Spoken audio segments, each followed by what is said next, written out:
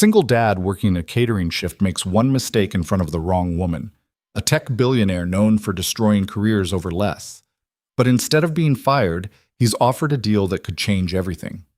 What starts as survival becomes something far more dangerous when the lines between business and truth begin to blur, and the world they've both built starts to crack. Will he risk losing everything he's fought to protect, or walk away from the one person who finally sees him? If you're hooked, stay with me until the end. Hit that like button and drop a comment with your city so I can see how far this story travels. Noah Hayes stood at the corner of the rooftop terrace, sweating through his white button-down despite the cool evening breeze. The city stretched out behind him, glittering and indifferent, while around him people in clothes that cost more than his rent sipped champagne and laughed at jokes he didn't understand. He wasn't supposed to be here, not really. He was supposed to be invisible, just another body in black and white, carrying trays and refilling glasses. But Marcus, the catering company manager, had called him 3 hours ago in a panic. Someone hadn't shown. The client was important. The pay was double.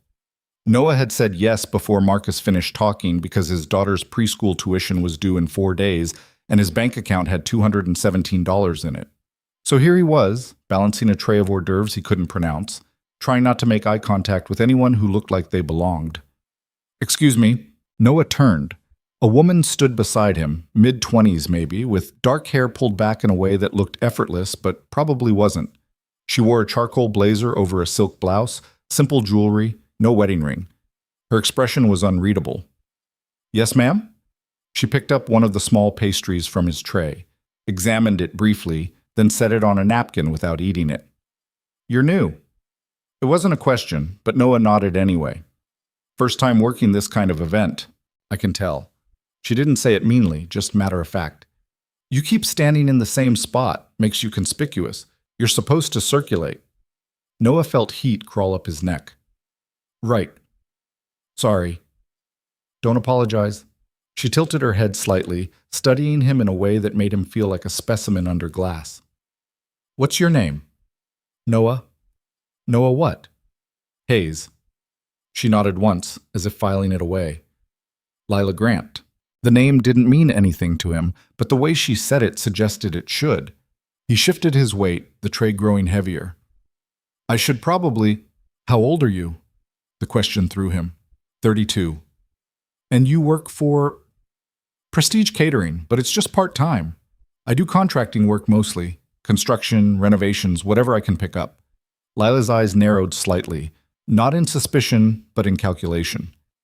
"You have a family?" Noah hesitated. He didn't know why this woman was asking, didn't know what the right answer was. But something about the directness in her gaze made him tell the truth. "A daughter. She's 4. "Wife?" "No, just me." Lila nodded again, that same filing away gesture.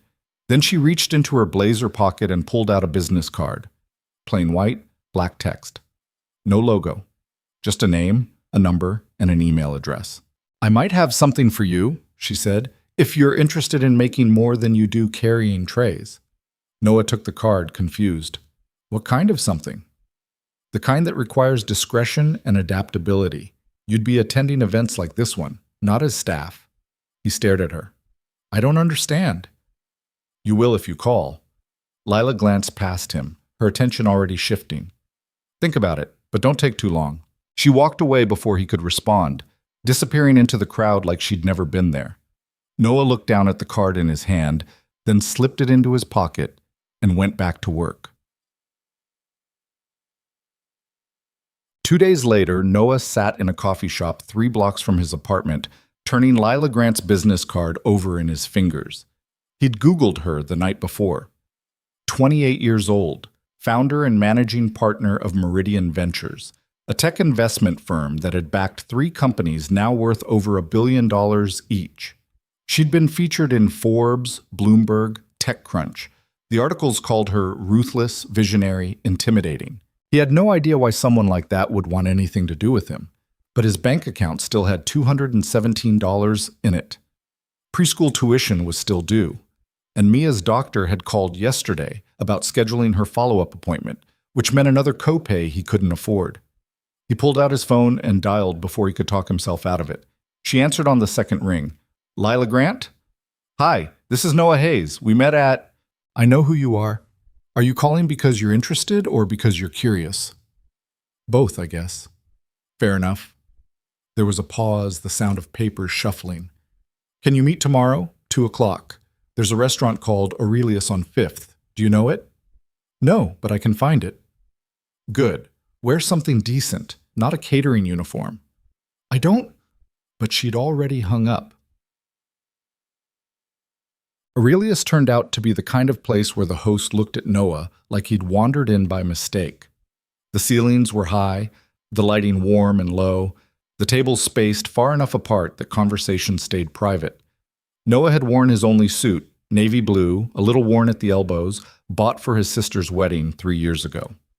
It didn't fit quite right anymore, a little tight across the shoulders from the manual labor he'd been doing, but it was the best he had. Lila was already seated when the host led him to a corner table. She wore black today, sleek and professional, her hair down but still controlled. She didn't stand, just gestured to the chair across from her. You're on time. That's good.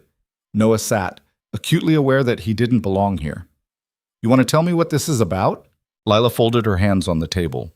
I need someone to accompany me to certain events. Dinners, galas, investor meetings, industry conferences. Someone who can hold a conversation, follow social cues, and not embarrass me. You need a date. I need a companion. There's a difference. Noah frowned. I don't get it. You're successful. He stopped himself, unsure how to finish that sentence without sounding stupid. Attractive? Lila's mouth twitched, almost a smile. Yes, but in my world, being young, female, and successful makes people uncomfortable. They don't take me seriously unless I fit into a narrative they recognize. I've tried ignoring it, tried proving myself over and over, and it works to a point. But perception still matters. Having someone beside me changes the dynamic. It shifts how I'm seen. So you want me to be, what? Arm candy? I want you to be present, engaged, believable. She leaned back slightly. I'm not looking for someone to fawn over me or play a part badly. I'm looking for someone genuine, someone who doesn't already belong in that world, because the people who do are predictable. You're not. Noah shook his head. You don't even know me. I know enough. You work multiple jobs to support your daughter. You showed up to that event on short notice and did the work even though you were clearly uncomfortable. You didn't try to impress me when we spoke. Most people do. She paused. And you're not bad-looking, which helps, but it's not the main thing. He didn't know whether to be flattered or insulted. What's the pay? $2,000 per event. More if it requires travel or overnight stays. I'll cover wardrobe, transportation, anything you need. You'll attend roughly 2 to 3 events per month, sometimes more depending on my schedule. Noah did the math in his head. Even at 2 events a month, that was $4,000. Enough to cover tuition, medical bills, groceries, maybe even start saving. It felt too good to be real. What's the catch?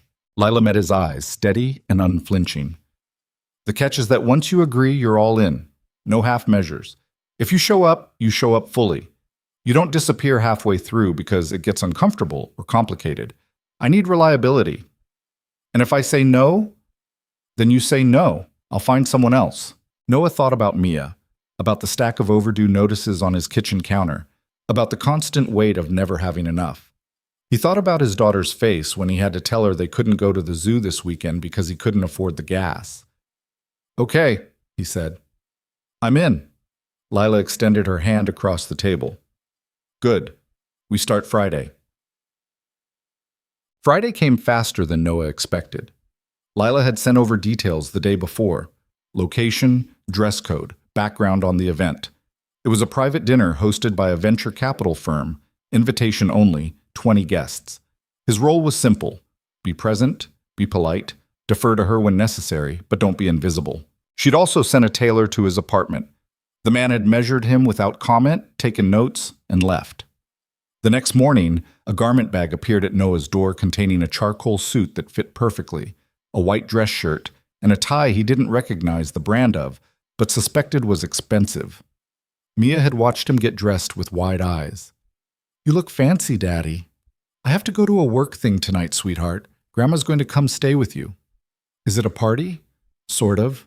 She'd hugged his leg and he'd felt the weight of what he was doing settle over him. This wasn't just about money. It was about building something stable for her, something that didn't involve scrambling every month. Lila picked him up at 7. She drove herself, a sleek black Tesla that moved through the city like it owned the streets. She wore deep green tonight, a dress that was elegant without trying too hard, her hair swept up. "You clean up well," she said as he climbed into the passenger seat. "Thanks, you too." She glanced at him, amused. "You're nervous." "Yeah. Don't be. Just follow my lead. If someone asks how we know each other, tell them we met through mutual friends. Keep it vague, don't volunteer information, but don't be evasive either. And whatever you do, don't let anyone intimidate you. Half of these people are bluffing their way through life just like everyone else." The dinner was held in a penthouse overlooking the river. The space was immaculate, floor-to-ceiling windows, modern art on the walls, waitstaff that moved like ghosts. Noah recognized a few faces from business news, people whose names he'd heard but never thought he'd meet. Lila introduced him without ceremony. "This is Noah Hayes. Noah, this is Richard Castellan, managing partner at Apex Capital." Richard was in his 50s, silver-haired, with the kind of confident handshake that bordered on aggressive. "Hayes, what do you do, Noah?" "I work in construction, renovations mostly." Richard's eyebrows lifted slightly. "Interesting, not the usual crowd Lila runs with." "That's kind of the point," Lila said smoothly and steered Noah toward the bar. The evening unfolded in a series of careful conversations. Noah quickly learned that the trick wasn't to talk much. It was to listen, to ask the right follow-up question, to let people fill the silence with their own self-importance. He watched Lila work the room, watched how she shifted tones depending on who she was talking to, how she could be sharp with one person and warm with another without ever seeming fake. At one point, a woman in a red dress cornered them near the windows. She was younger than most of the other guests, early 30s maybe, with an edge to her smile. "Lila, I didn't expect to see you here." "Claire." Lila's tone was cordial but cool. "I didn't realize you were on the invite list." "Last-minute addition. You know how Richard is."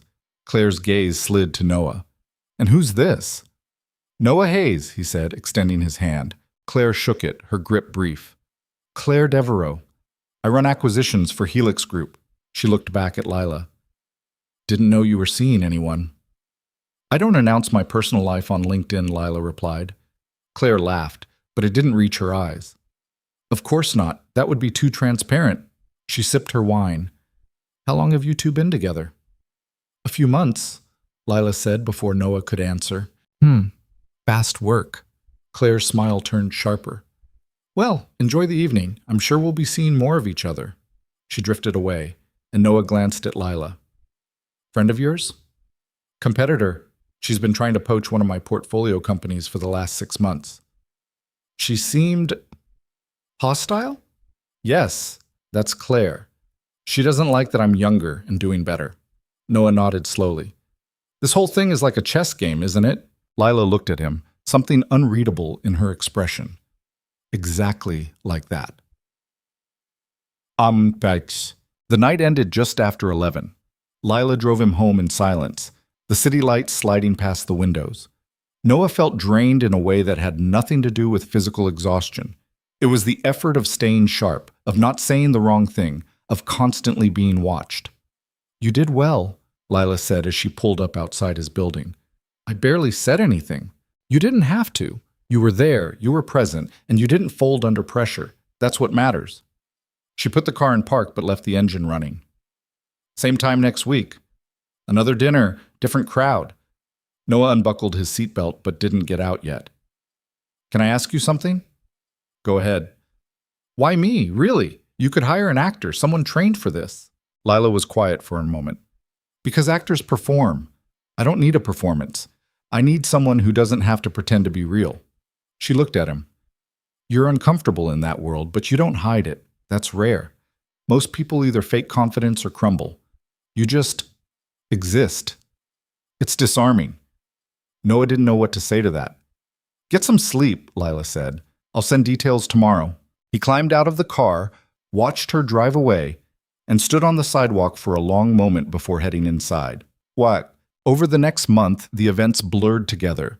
A gallery opening where everyone spoke in hushed tones about art Noah didn't understand. A fundraiser for a tech nonprofit where he shook hands with a senator. A rooftop cocktail party where Lila introduced him to a man who just sold his company for $300 million and acted like it was no big deal. Noah learned to navigate it. He learned the unspoken rules, when to speak, when to stay quiet, how to deflect questions without seeming rude. He learned that most of the people in Lila's world were terrified of being exposed as frauds, which made them either overly aggressive or painfully insecure. And he learned that Lila was better at this than anyone gave her credit for. She wasn't just smart, she was strategic, always 3 steps ahead, always reading the room. But there were moments, brief and fleeting, when he saw the effort it took. The way her jaw tightened when someone dismissed her opinion. The way her smile never quite reached her eyes when she had to laugh at a bad joke. They didn't talk much outside of the events. Communication happened through texts, logistics, schedules, reminders. But slowly, something shifted. She started asking his opinion, not about business, but about smaller things. Which restaurant to choose for a meeting, whether a particular dress was too much for a daytime event, what he thought of someone they'd met. It felt like trust, though Noah wasn't sure if that was the right word. One night, after a particularly exhausting investor gala, Lila offered to drive him home as usual, but instead of heading straight there, she pulled into an empty parking lot overlooking the river. "I need a minute," she said, cutting the engine. Noah didn't argue. They sat in silence, the water dark and vast in front of them. "Do you ever feel like you're playing a role even when you're not?" Lila asked suddenly. Noah thought about it. "Yeah, most of the time, actually." "With your daughter?" "No, never with her." He paused. "But everywhere else, yeah. Like I'm trying to be the version of myself that fits what people need." Lila nodded, staring out at the water. "I've been doing this for so long, I'm not sure I know who I am when I'm not performing." It was the most honest thing she'd ever said to him. "For what it's worth," Noah said quietly, "I think the person you are when you're not performing is probably worth knowing." She looked at him then, really looked at him, and for a moment the carefully controlled mask slipped. He saw exhaustion there, loneliness, the weight of always having to be the smartest, the sharpest, the most in control. "Thank you," she said. They didn't talk about it again. But something had changed. The breaking point came 6 weeks in.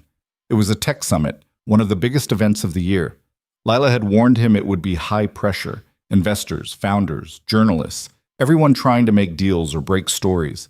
She'd been tense all morning, her texts clipped and businesslike. Noah arrived at the venue early, dressed in another suit Lila had sent over.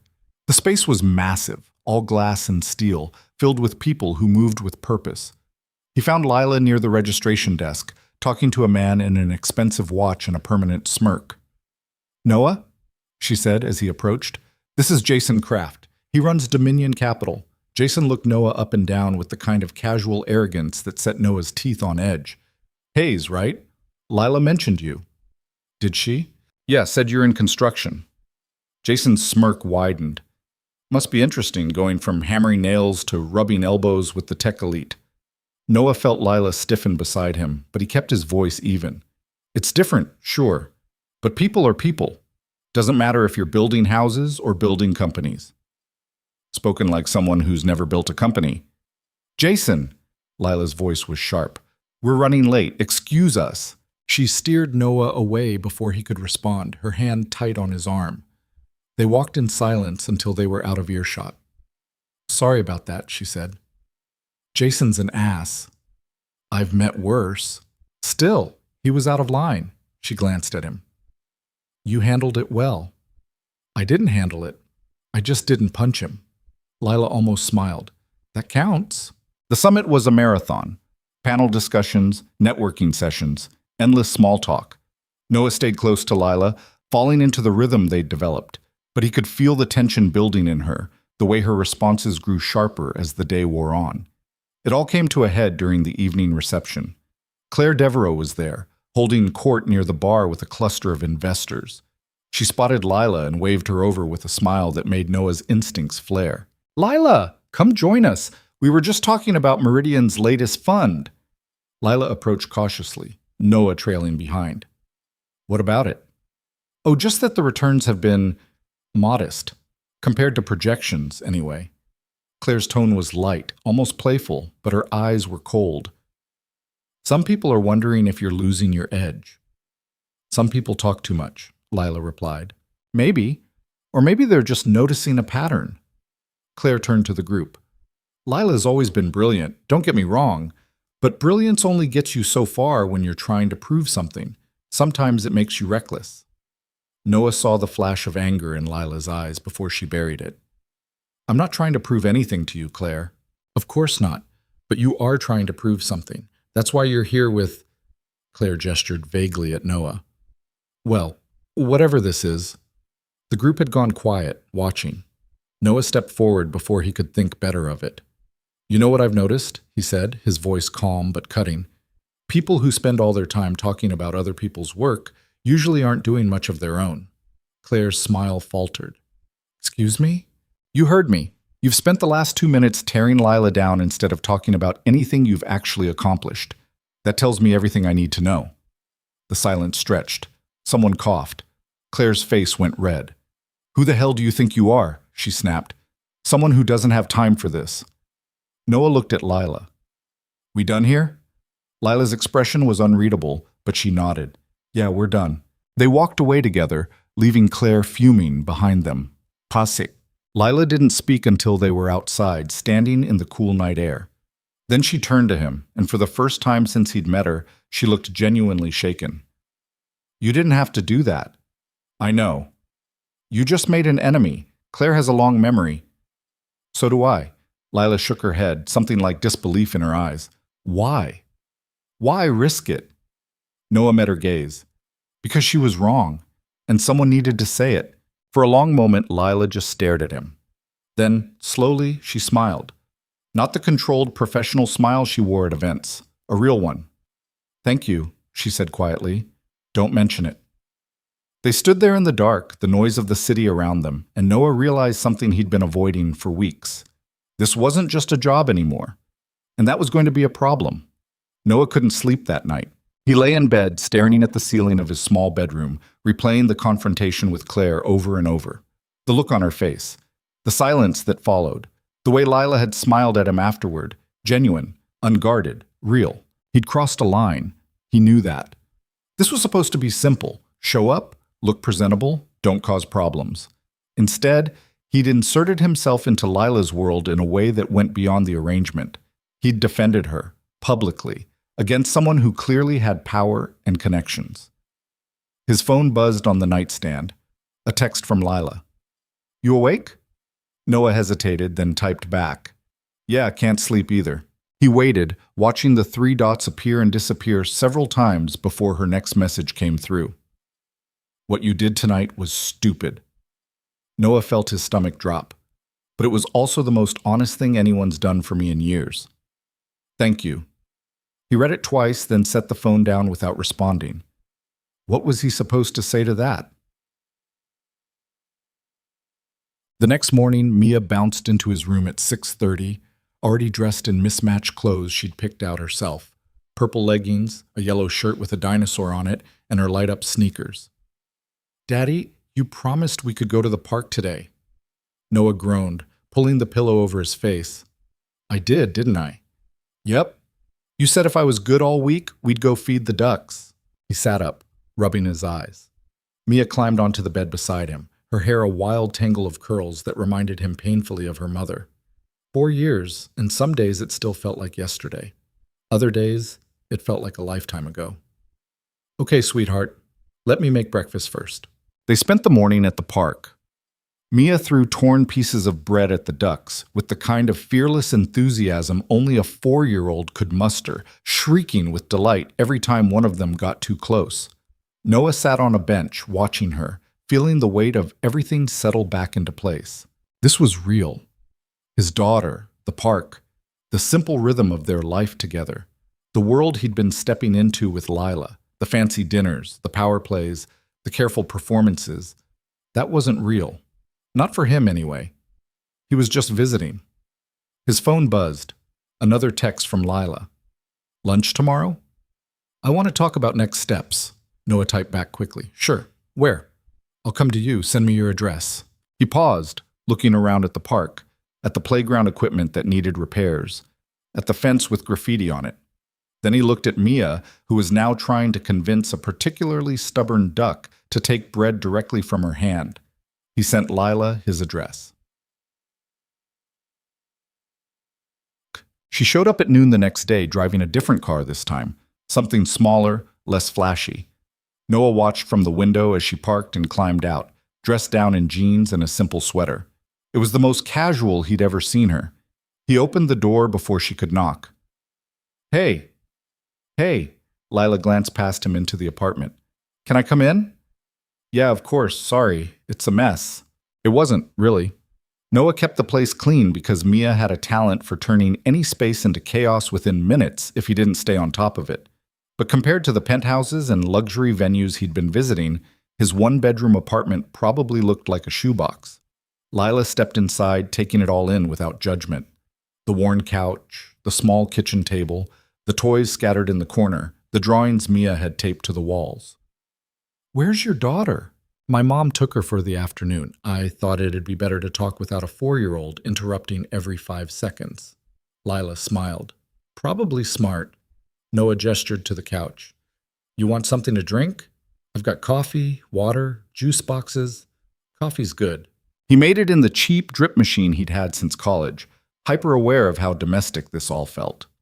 Lila Grant, tech investor and millionaire, sitting on his sagging couch while he poured coffee into mugs that didn't match. He handed her one and sat in the chair across from her. So, next steps. Lila wrapped her hands around the mug, looking down at it. I want to be honest with you about something. Noah's chest tightened. Okay.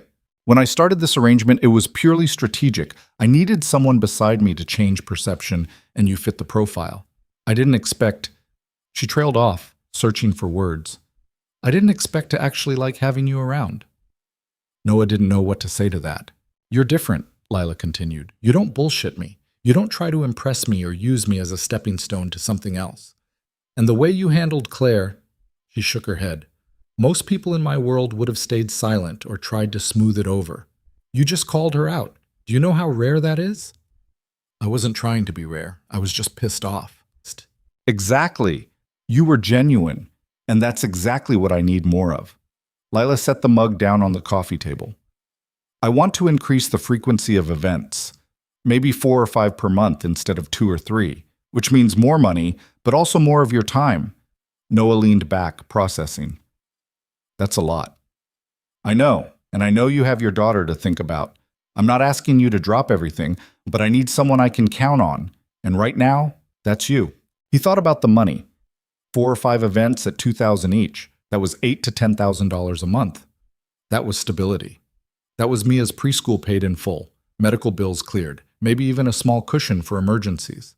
But it was also more time in a world that didn't feel like his. More performances, more scrutiny, more risk.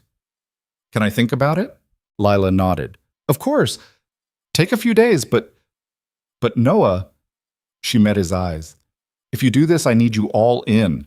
Not just showing up, but really being present. Because after what happened with Claire, people are going to be watching you more closely, and I need to know you can handle that. What if I can't? Then we stop. No hard feelings, but I think you can. She stood, smoothing her jeans. You're stronger than you give yourself credit for. Noah walked her to the door. She paused on the threshold, looking back at him. For what it's worth, she said quietly, I'm glad it's you. Then she was gone, leaving Noah alone with a decision he wasn't sure how to make. He talked to his mom about it that evening, after Mia had gone to bed. Linda Hayes was 62, sharp as ever, with the kind of no-nonsense attitude that had gotten her through raising 3 kids on a secretary's salary after Noah's father left. She sat at his kitchen table, drinking tea and listening as he explained the situation. So let me get this straight, she said when he finished. This woman is paying you thousands of dollars to go to fancy parties with her. It's more complicated than that. Is it? Linda raised an eyebrow. Because it sounds pretty straightforward to me. You show up, you look nice, you don't embarrass her. That's the job. It's not just about the job anymore, Mom. Noah struggled to find the words. She's starting to trust me. rely on me. And I don't know if I can handle that kind of responsibility. Linda set her mug down, fixing him with the look that had terrified him as a teenager. Noah Michael Hayes. You've been handling responsibility since you were 28 years old and your wife died, leaving you with a newborn baby and a mountain of medical debt. You think attending parties is harder than that? It's different. How? Because with Mia, I know what I'm doing. I'm her dad. That makes sense. But this, being part of Lila's world, I don't belong there. I'm faking it. Everyone's faking it, sweetheart. That's the secret nobody tells you. The people in suits, the people with money, the people who look like they have it all figured out, they're all just making it up as they go. Linda reached across the table, covering his hand with hers. The question isn't whether you belong there. The question is whether the money is worth your time, and only you can answer that. Noah looked at his mother, this woman who'd sacrificed everything to give her kids a stable life, and realized she was right. This wasn't about belonging. It was about survival, about building something better for Mia. I think I'm going to say yes, he said. Linda smiled. Good. Now pour me some more tea and tell me about this woman. Is she pretty? Mom. What? I'm just asking. Noah texted Lila the next morning. I'm in. 4 to 5 events a month. Let's do it. Her response came back within minutes. Good. First one is Thursday. Black tie. I'll send details. Thursday turned out to be a charity gala at the city's Natural History Museum. The theme was Innovation and Conservation, which seemed to be an excuse for tech executives to feel good about themselves while drinking expensive wine under a suspended blue whale. Lila picked Noah up at 6. She wore midnight blue, a gown that somehow managed to be both elegant and understated, her hair swept up in a way that showed off her neck. Noah wore the tuxedo that had appeared at his door that morning, perfectly tailored, with a bow tie he'd had to YouTube how to tie. You look good, Lila said as he climbed into the car. You too. This one's going to be different, she said as they pulled into traffic. More press, more cameras. There's a red carpet. Just stay close to me, smile when appropriate, and if anyone asks you questions, keep your answers short and redirect to me. Red carpet. Noah felt his stomach twist. Like actual paparazzi? Not paparazzi.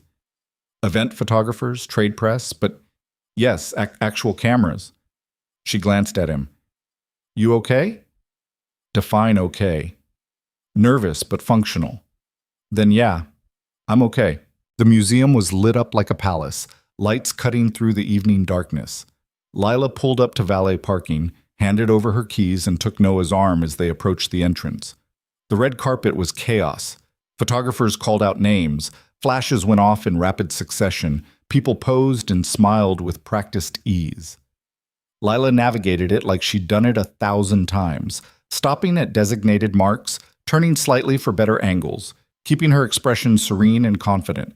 Noah tried to do the same, but he felt exposed in a way he never had before. Every movement felt too stiff, every smile too forced. He was acutely aware that tomorrow pictures of him would exist on the internet, attached to Lila's name, and there was nothing he could do about it. Lila, over here! A woman with a press badge waved them over.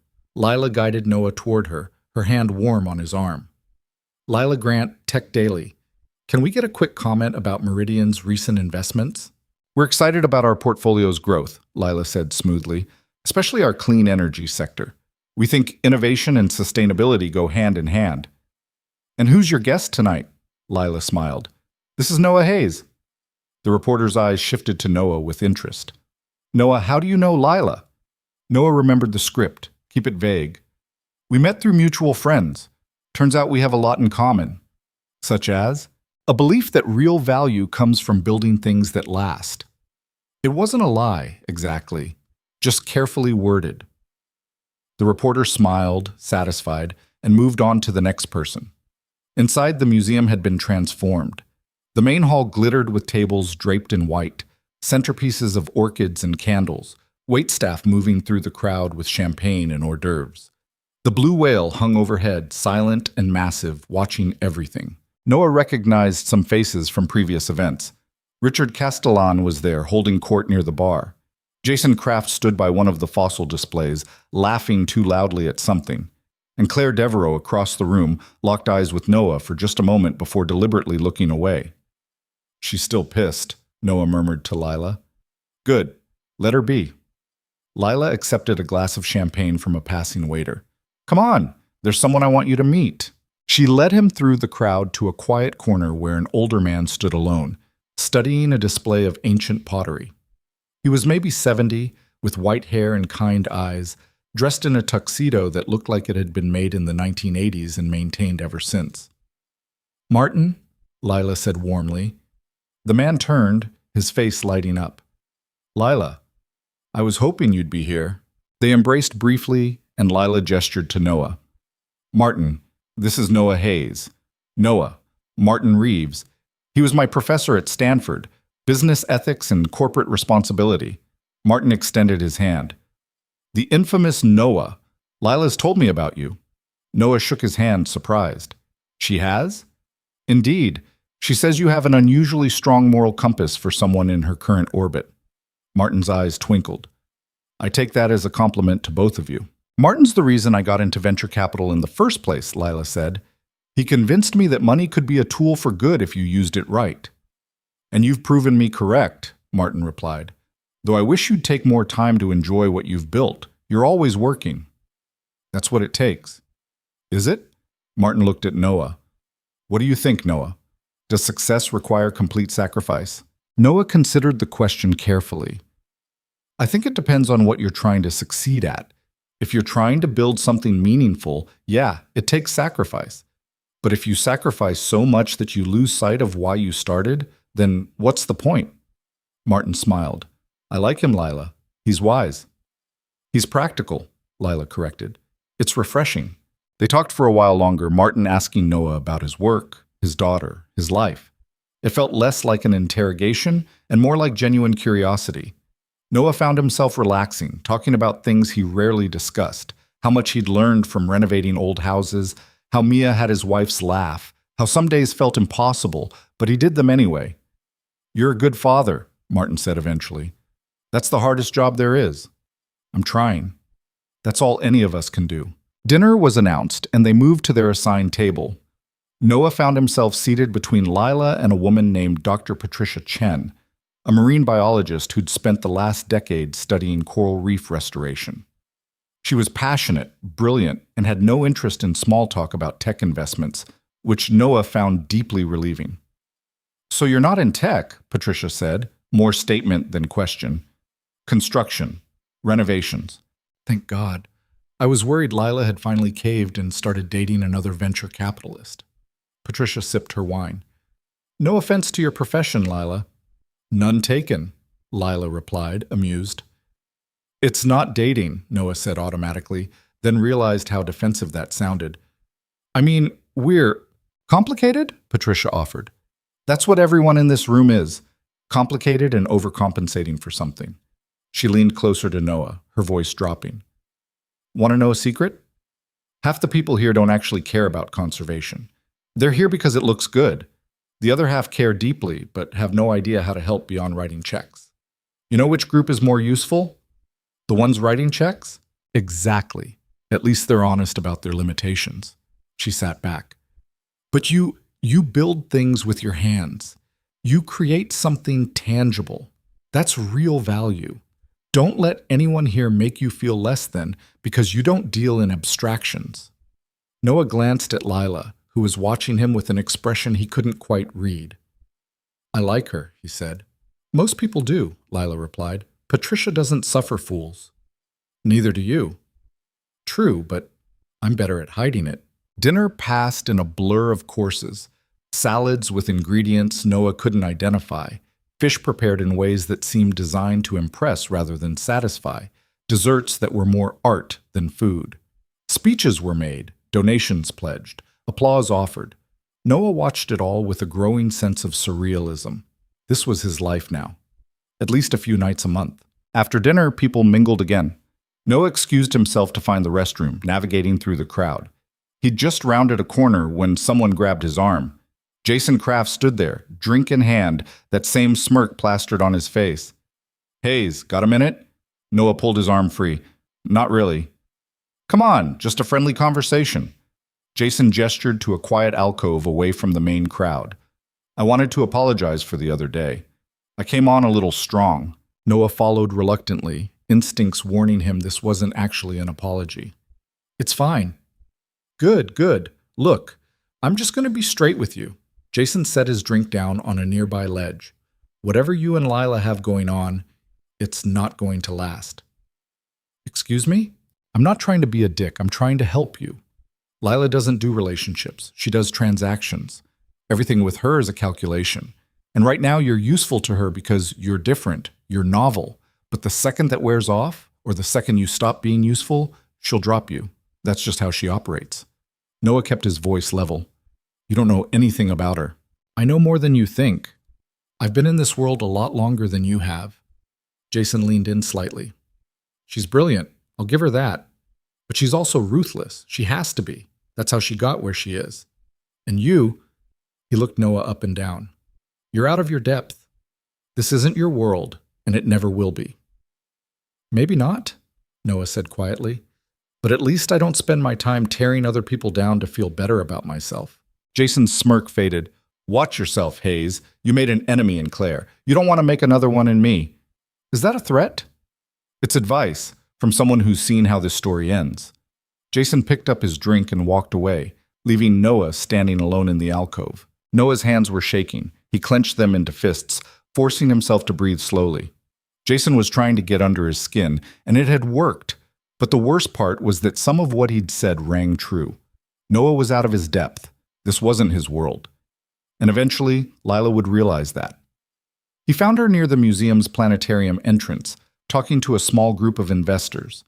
She caught his eye, excused herself, and walked over. You okay? You look tense. I'm fine. Just ran into Jason. Lila's expression hardened. What did he say? Doesn't matter. Noah. He met her eyes. He said you're going to get tired of me eventually, that I'm just a novelty. Lila was quiet for a moment. Then she took his arm and led him away from the crowd, through a doorway marked Staff Only, into a dimly lit hallway lined with storage crates. Listen to me, she said, her voice low and fierce. Jason Kraft is a mediocre investor with an inflated ego who's been trying to undermine me since I started Meridian. He goes after anyone he thinks is close to me because he's too much of a coward to come after me directly. Whatever he said to you was designed to create distance between us. Don't let him. But what if he's right? What if I am just... You're not. Lila cut him off. You're not a novelty. You're not a transaction. You're... She stopped, something flickering across her face. Uncertainty. Vulnerability. You're the first person in years who's treated me like a human being instead of a business opportunity. That's not nothing. Noah searched her face, looking for the mask, the performance, but all he saw was someone who'd been carrying too much weight for too long. Okay, he said softly. I believe you. Leela nodded, composing herself. Good. Now, let's get back out there before people start gossiping about where we disappeared to. They returned to the gala, and Noah made it through the rest of the evening on autopilot. But Jason's words stayed with him, burrowing deep. By the time Lila dropped him off at his apartment just after midnight, Noah was exhausted in every possible way. Same time next week? Lila asked as he unbuckled his seatbelt. Yeah, same time. He climbed out, watched her drive away, and stood on the sidewalk for a long time, wondering what he was really doing. Inside, his mom was asleep on the couch, the TV playing softly. Noah covered her with a blanket, checked on Mia, who was sprawled across her bed like a starfish, and then collapsed into his own bed without bothering to change out of the tuxedo.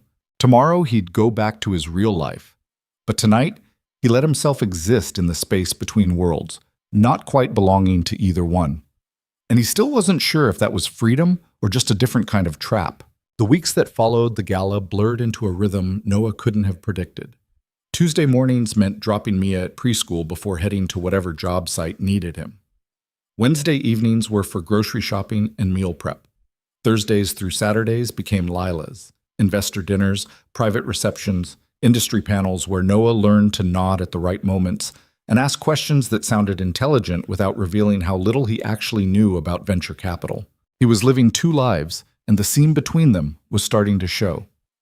Daddy, Why do you have to go out again? Mia asked one Thursday evening, watching him button a crisp white shirt in the bathroom mirror. Noah met her eyes in the reflection. I told you, sweetheart, it's for work. But you already went to work today. I saw you leave this morning with your lunchbox. She wasn't wrong. He'd spent 8 hours helping gut a kitchen in a townhouse across the river, breathing in drywall dust and hauling debris. His shoulders still ached, but Lila had texted at noon about a dinner with potential investors from Singapore, and the money was too good to turn down. Sometimes grown-ups have to work twice in one day, he said, crouching down to her level. But I'll be home before you wake up tomorrow, and we'll have pancakes. Deal? Mia considered this with the seriousness of a judge. Chocolate chip pancakes? Is there any other kind? She threw her arms around his neck, and Noah held her tight, breathing in the scent of her strawberry shampoo. When he finally let go, his mom was standing in the doorway, watching with an expression he couldn't quite read. You look tired, Linda said once Mia had wandered back to her toys. I am tired. Maybe you should slow down. You're burning the candle at both ends. Noah adjusted his tie, avoiding her gaze. We need the money, Mom. You need sleep more. And so does that little girl. She's starting to notice you're gone a lot. I'm doing this for her. I know you are. Just make sure you're still around to enjoy it with her when all this is over. Linda squeezed his shoulder. Be careful, sweetheart. That world you're stepping into, it's not kind to people like us. The words stayed with him during the drive to meet Lila, echoing in the quiet of the car. The restaurant was the kind of place where the menu didn't list prices and the sommelier spoke 3 languages. Noah had been to enough of these by now to recognize the pattern. Minimalist decor, soft lighting, tables spaced far enough apart that conversations stayed private. Lila was already seated when he arrived, flanked by 2 men in expensive suits who looked like they'd never done manual labor in their lives. Noah, Lila said, standing to greet him. This is David Tan and Marcus Wong from Crescent Capital. Gentlemen, Noah Hayes. The handshakes were firm, assessing. Noah had learned to hold eye contact during these moments to project confidence he didn't always feel. Lila's told us you're in construction, David said as they sat. Renovations mostly, residential and some commercial work. Interesting pivot, Marcus said, from building houses to attending investor dinners. I wouldn't call it a pivot, more like supplemental income. Noah accepted a menu from the waiter, not bothering to open it. He'd let Lila order. She always knew what was good. David leaned back in his chair, studying Noah with open curiosity. How did you two meet? Through mutual friends, Lila said smoothly. We discovered we both believe in building things that last, just in different mediums. It was the script they'd refined over weeks, vague enough to avoid scrutiny, but specific enough to sound believable. Noah had stopped feeling guilty about the lie. In this world, everyone performed some version of themselves.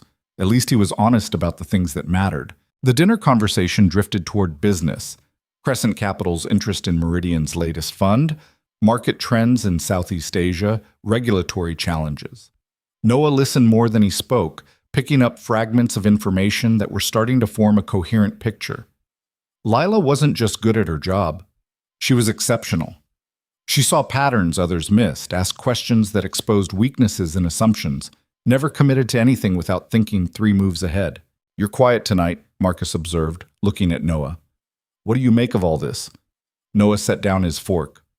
Honestly, most of it's over my head, but from what I understand, you're asking Lila to take on more risk than you're willing to take on yourselves. That seems like a bad deal. The table went silent. Lila's expression didn't change, but Noah caught the slight tension in her shoulders. David exchanged a glance with Marcus, then laughed. He's direct. I like that.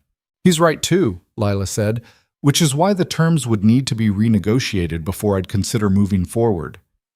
The conversation shifted after that, becoming sharper, more focused. By the time dessert arrived, they'd outlined a framework that seemed to satisfy everyone. David and Marcus left shortly after, shaking hands and promising to follow up next week. Lila waited until they were gone before speaking. You didn't have to do that. Do what? Call them out. I had it handled. Noah shrugged. I know, but sometimes it helps to have someone else say what everyone's already thinking. Lila studied him for a long moment. You're getting better at this. At what? Faking my way through conversations about things I don't understand? At seeing through the performance. Most people in this world are so focused on how they're being perceived that they miss what's actually happening. You don't have that problem. Because I don't care how I'm perceived. I'm just trying not to embarrass you. You couldn't embarrass me if you tried. Lila's voice was quiet, almost vulnerable. You're the most honest person in any room we walk into. That's worth more than you realize. They sat in silence for a moment, the restaurant emptying around them. Noah wanted to say something, to acknowledge what she'd just admitted, but the words felt too big, too dangerous. I should get home, he said instead. Promised Mia pancakes in the morning. Lila nodded, signaling for the check. Same time Saturday, there's a tech conference, panel discussion followed by a networking reception. Yeah, I'll be there. Outside, the city hummed with late-night energy. Lila handed her ticket to the valet, and they waited in comfortable silence until her car appeared. Noah, she said as he turned to leave, thank you for tonight. Just doing my job. It's more than that now. You know it is. He did know. But acknowledging it felt like stepping off a cliff, so he just nodded and walked away. The next morning, Noah woke to Mia jumping on his bed, her hair a wild halo around her face. Pancakes! You promised! He groaned, checking his phone. 6:45. He'd gotten maybe 4 hours of sleep. I did promise. Give me 10 minutes to wake up. 5 minutes. 8. Deal. They made pancakes together. Mia standing on a step stool to help mix the batter, chocolate chips clutched in her fist like treasure. She told him about a boy at preschool who'd taken her favorite crayon, and how she'd told the teacher instead of hitting him, which she was very proud of. That's my girl, Noah said, flipping a pancake. Using your words. Miss Sandra says hitting is never okay, even when you're really mad. Miss Sandra's right. But sometimes I want to hit things when I'm mad. Me too, sweetheart. Me too. They ate breakfast at the small kitchen table, syrup dripping everywhere, and for a few perfect minutes, Noah's world felt simple again. Just him and Mia, pancakes and Saturday morning cartoons, nothing complicated or dangerous. Then his phone buzzed. A text from Lila. Change of plans for tomorrow. The conference added an evening gala. Black tie. Can you make it? Noah stared at the message, syrup sticky on his fingers. Another event meant another $2,000. It also meant another night away from Mia, another lie about where he was going, another step deeper into a world that wasn't his. He typed back, yeah, I'll make it work. Good. I'll send the details. Who was that? Mia asked, chocolate smeared across her cheek. Nobody important, sweetheart. Eat your pancakes. Saturday's conference was held at a massive convention center downtown, the kind of space designed to swallow thousands of people and still feel empty. Noah met Lila in the lobby, both of them dressed business casual for the daytime portion. She wore tailored pants and a silk blouse, her hair pulled back in a way that made her look older, more severe. The panel starts in 20 minutes, she said, handing him a badge. It's on emerging markets and tech investment strategies. Moderately boring but necessary. After that, we have about 2 hours to network before we need to change for the gala. Change where? I booked a suite upstairs. Easier than going home. She started walking, expecting him to follow. Your tuxedo is already there. The panel was exactly as boring as advertised. 5 investors sitting on a stage, talking about market penetration and regulatory frameworks while a moderator asked softball questions. Lila was third from the left, the only woman on the panel, and Noah watched how the others interrupted her, talked over her, dismissed her points before circling back to them 5 minutes later, as if they'd thought of them first. She handled it with grace, never losing her composure, but Noah could see the effort it took. The slight tightness around her eyes, the way her jaw clenched when someone cut her off mid-sentence. When it was finally over, they mingled in the expo hall, navigating booths and demonstrations. People recognized Lila, approached her with pitches and proposals. Noah stayed close, playing the role he'd learned. Supportive, but not intrusive. Present, but not domineering. Lila Grant, I thought that was you. They turned to find a woman in her 40s. Blonde hair cut sharp at her shoulders, wearing a power suit that probably cost more than Noah's car. Her smile was bright and cold at the same time. Victoria, Lila said, her voice carefully neutral. I didn't know you were attending. Last-minute decision. Helix Group is exploring some new partnerships. Victoria's eyes slid to Noah. And who's this? Noah Hayes. Noah, Victoria Brennan. She's Helix's head of acquisitions. Victoria extended her hand and Noah shook it. Her grip was firm, testing. Hayes? That name sounds familiar. I get that a lot. It's a common name. Victoria turned back to Lila. I heard about the incident with Claire at the tech summit. Quite the scene. Claire has a flair for drama, Lila said evenly. So it seems. Though I have to say, having someone defend you so publicly, Victoria glanced at Noah again, something calculating in her expression. It does make one wonder about the nature of your relationship. Wonder all you want, Noah said before Lila could respond. Doesn't change anything. Victoria's smile widened. Direct, I like that. Most people in Lila's orbit are too polished. It's refreshing to meet someone who still has edges. Noah's full of surprises, Lila said, taking his arm. If you'll excuse us, we have another meeting. They walked away quickly, not stopping until they were on the far side of the expo hall. That was Victoria Brennan, Lila said quietly. She works closely with Claire. Whatever you said to her will get back to Claire by tonight. Good. Maybe she'll finally get the message. Or maybe she'll escalate. Victoria's dangerous, Noah. She collects information and uses it strategically. If she thinks there's something to exploit about us, she will. Let her try. Noah's voice was harder than he intended. I'm not afraid of these people. Lila stopped walking, turning to face him. Maybe you should be. They don't play fair and they have resources you can't imagine. So what do you want me to do? Apologize? Bow and scrape? That's not who I am. I know it's not. That's exactly why She cut herself off, frustration flashing across her face. Just be careful. Please. The gala that evening was held in the convention center's ballroom, transformed with dramatic lighting and elegant decor. Noah had changed in Lila's suite, the tuxedo fitting perfectly as always, and now stood beside her as they made their entrance. The room was packed with people he recognized from news articles and business magazines. Celebrities from the tech world, venture capitalists whose names carried weight, entrepreneurs who'd built empires from nothing, and Noah Hayes, who fixed broken sinks and patched drywall for a living. You're doing it again, Lila murmured. Doing what? Retreating inside your head. Stay with me. He forced himself to focus, to engage with the people Lila introduced him to. A founder who'd just taken his company public. An investor from Tokyo who spoke perfect English but preferred to conduct business in Japanese. A journalist from a major tech publication who asked probing questions that Noah deflected with practiced ease. Halfway through the evening, Noah excused himself to find the restroom. The hallway outside the ballroom was quieter, the noise of the party muffled. He was washing his hands when the door opened and Jason Kraft walked in. They made eye contact in the mirror. Jason's expression was unreadable. Hayes. Kraft. For a moment, Noah thought that would be it. A tense acknowledgement, nothing more. But Jason didn't leave. Instead, he leaned against the counter, arms crossed. You're in over your head, Jason said. I told you that before, and it's still true. Noah dried his hands, not bothering to respond. I'm not trying to be your enemy, Jason continued. I'm trying to give you a reality check. Lila's using you. Maybe she doesn't see it that way. Maybe she's even convinced herself this is something real. But it's not. You're a prop in her performance. You don't know what you're talking about.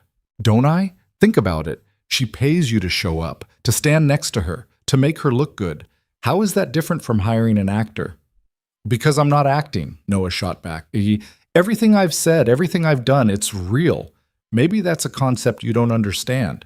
Jason pushed off the counter, stepping closer. You think you're special because you're honest? Because you don't play the game? Let me tell you something, Hayes.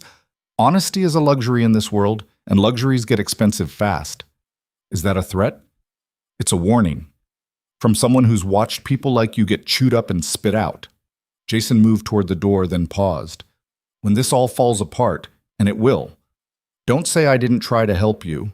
He left, and Noah stood alone in the bathroom, his reflection staring back at him. Tired eyes, tension in his jaw. He looked like someone fighting a battle he wasn't sure he could win. When he returned to the ballroom, Lila was in conversation with a group near the bar. She caught his eye, smiled briefly, then turned back to her discussion. Noah hung back, watching her work, wondering if Jason was right. Was he just a prop? A performance? The thought sat heavy in his chest for the rest of the evening.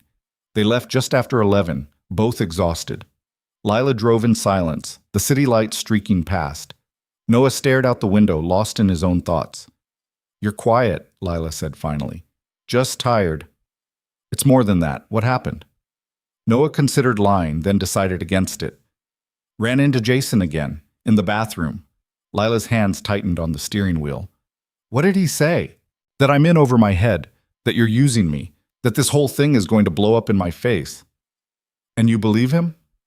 "I don't know what I believe anymore." Noah turned to look at her. "Are you using me, Lila?" She was quiet for so long that Noah thought she wouldn't answer. Then she pulled over to the side of the road, put the car in park, and turned to face him. "When this started, yes. I needed someone beside me, and you fit the profile. That's the truth. But it's not the truth anymore." Her voice was steady, but her eyes betrayed something deeper. "You're not a prop to me, Noah. You're not a performance. You're the only person in my life who doesn't want something from me. Do you have any idea how rare that is? Then why does it feel like I'm always one step behind, like I'm trying to keep up with a world that doesn't want me in it? Because you are. And I hate that I've put you in that position." Lila looked away, staring through the windshield. Maybe Jason's right. Maybe this was selfish of me, dragging you into something you never asked for. "I said yes," Noah reminded her. "Nobody forced me. You said yes because you needed the money. That's not the same as choosing, isn't it?" Noah leaned back in his seat, rubbing his eyes. "Look, I'm tired, I'm confused, and I don't know what the hell I'm doing half the time. But I'm here because I want to be, not just for the money anymore. For you." The words hung in the air between them, too honest to take back. Lila's expression softened. "Noah, don't. Just don't make this more complicated than it already is." He reached for the door handle. "I should go. Mia's probably waiting up." "It's almost midnight. She's definitely asleep." "My mom, then." Lila put the car back in drive, pulling back onto the road. They didn't speak for the rest of the journey. When she stopped outside his building, Noah climbed out, then leaned back through the window. "For what it's worth," he said, "I don't think you're using me. I think you're scared, and that's okay. But don't push me away because Jason Kraft got in your head." He walked away before she could respond, feeling her eyes on his back until he disappeared into the building. Upstairs, his mom was asleep on the couch again. Noah covered her with a blanket, checked on Mia, who was indeed asleep, her stuffed rabbit clutched tight, and then stood in the doorway of his daughter's room, watching her breathe. This was real. This mattered. Everything else was noise. But even as he thought it, he knew it wasn't quite true. Because somewhere between the fancy dinners and the complicated conversations, between the performances and the quiet moments of honesty, Lila had become real too. And that was the problem. Noah spent Sunday trying to be present. He took Mia to the park, pushed her on the swings until his arms ached, helped her build an elaborate sandcastle that another kid immediately destroyed. She cried. He comforted her. They rebuilt it together. Simple, uncomplicated. But his phone kept buzzing. Texts from Lila, updates about next week's schedule, a link to an article about venture capital trends she thought he'd find interesting. He responded when Mia wasn't looking, guilt twisting in his stomach every time. That evening, after Mia was in bed, Linda sat him down at the kitchen table. "We need to talk," she said. Noah's stomach dropped. "About what?" "About the fact that you're lying to your daughter." "I'm not. You told her you were working. You were at a party. That's a lie, Noah." "It is work. I'm getting paid." "You know what I mean." Linda's voice was firm but not unkind. "She's 4 years old. She doesn't understand nuance. All she knows is that Daddy keeps leaving and coming back tired, and the reasons keep changing." Noah rubbed his face with both hands. "What do you want me to do? Turn down the money?" "We need it, Mom." "I know you do, but you also need to be honest with yourself about what you're doing and why." Linda reached across the table, covering his hand with hers. "This isn't just about money anymore, is it?" Noah met her eyes and found he couldn't lie to her. "No, it's not." You care about this woman. Yeah, I do. Does she care about you? I think so, but it's complicated. It always is. Linda squeezed his hand. Just promise me you'll be careful. Not just with your heart, but with Mia's. She needs you present, not distracted, and she needs to know she can trust what you tell her. I promise. But even as he said it, Noah wasn't sure he could keep it. Monday morning brought a phone call from Marcus at the catering company. Noah, hey, listen, I've got a situation. Big corporate event tomorrow night. One of my servers just bailed. Can you fill in? Noah almost said no automatically. He had a renovation job scheduled for Tuesday, and Lila hadn't mentioned any events this week, but the catering gig was quick money and he could use it.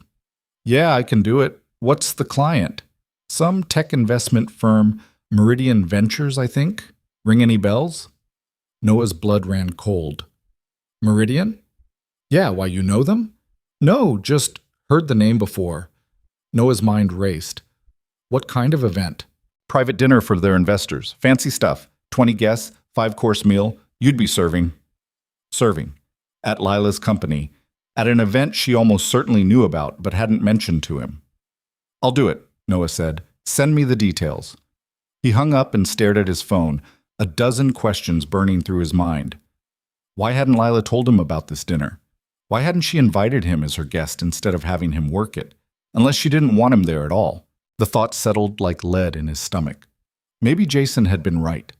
Maybe this whole thing was just an arrangement, and Noah had been stupid enough to think it meant more. He texted Lila. You have an investor dinner tomorrow night? Her response came quickly. Yes, just internal stakeholders. Why? Just curious. 3 dots appeared, then disappeared, then appeared again. It's not the kind of event I'd bring a guest to. Very business-focused. Noah stared at the message, reading between the lines. Not the kind of event she'd bring him to, because he didn't belong in that part of her world. He was for show, for the parties and galas where appearances mattered, not for the real work. He didn't respond. Tuesday evening, Noah showed up at Meridian Ventures' office building dressed in the standard catering uniform, black pants, white shirt, black vest. The event was being held in a private dining room on the top floor, all glass walls and stunning views of the city. Marcus briefed the team quickly. Service is everything tonight. These people are high profile. No mistakes, no spills, no unnecessary conversation. Got it? Everyone nodded. Noah kept his head down, hoping he could get through the evening without Lila noticing him. No such luck. She walked into the dining room 30 minutes before guests were scheduled to arrive, reviewing seating arrangements with her assistant. She wore a charcoal suit, her hair down, and looked every inch the powerful executive she was. Professional, untouchable. Then she saw him. Noah watched the shock register on her face, followed quickly by confusion and something that might have been anger. She excused herself from her assistant and walked straight to him. What are you doing here? She asked quietly, steering him toward a corner away from the other servers. Working? The catering company called. I said yes.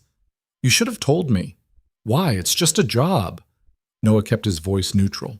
Not the kind of event you'd bring a guest to, right? Lila's jaw tightened.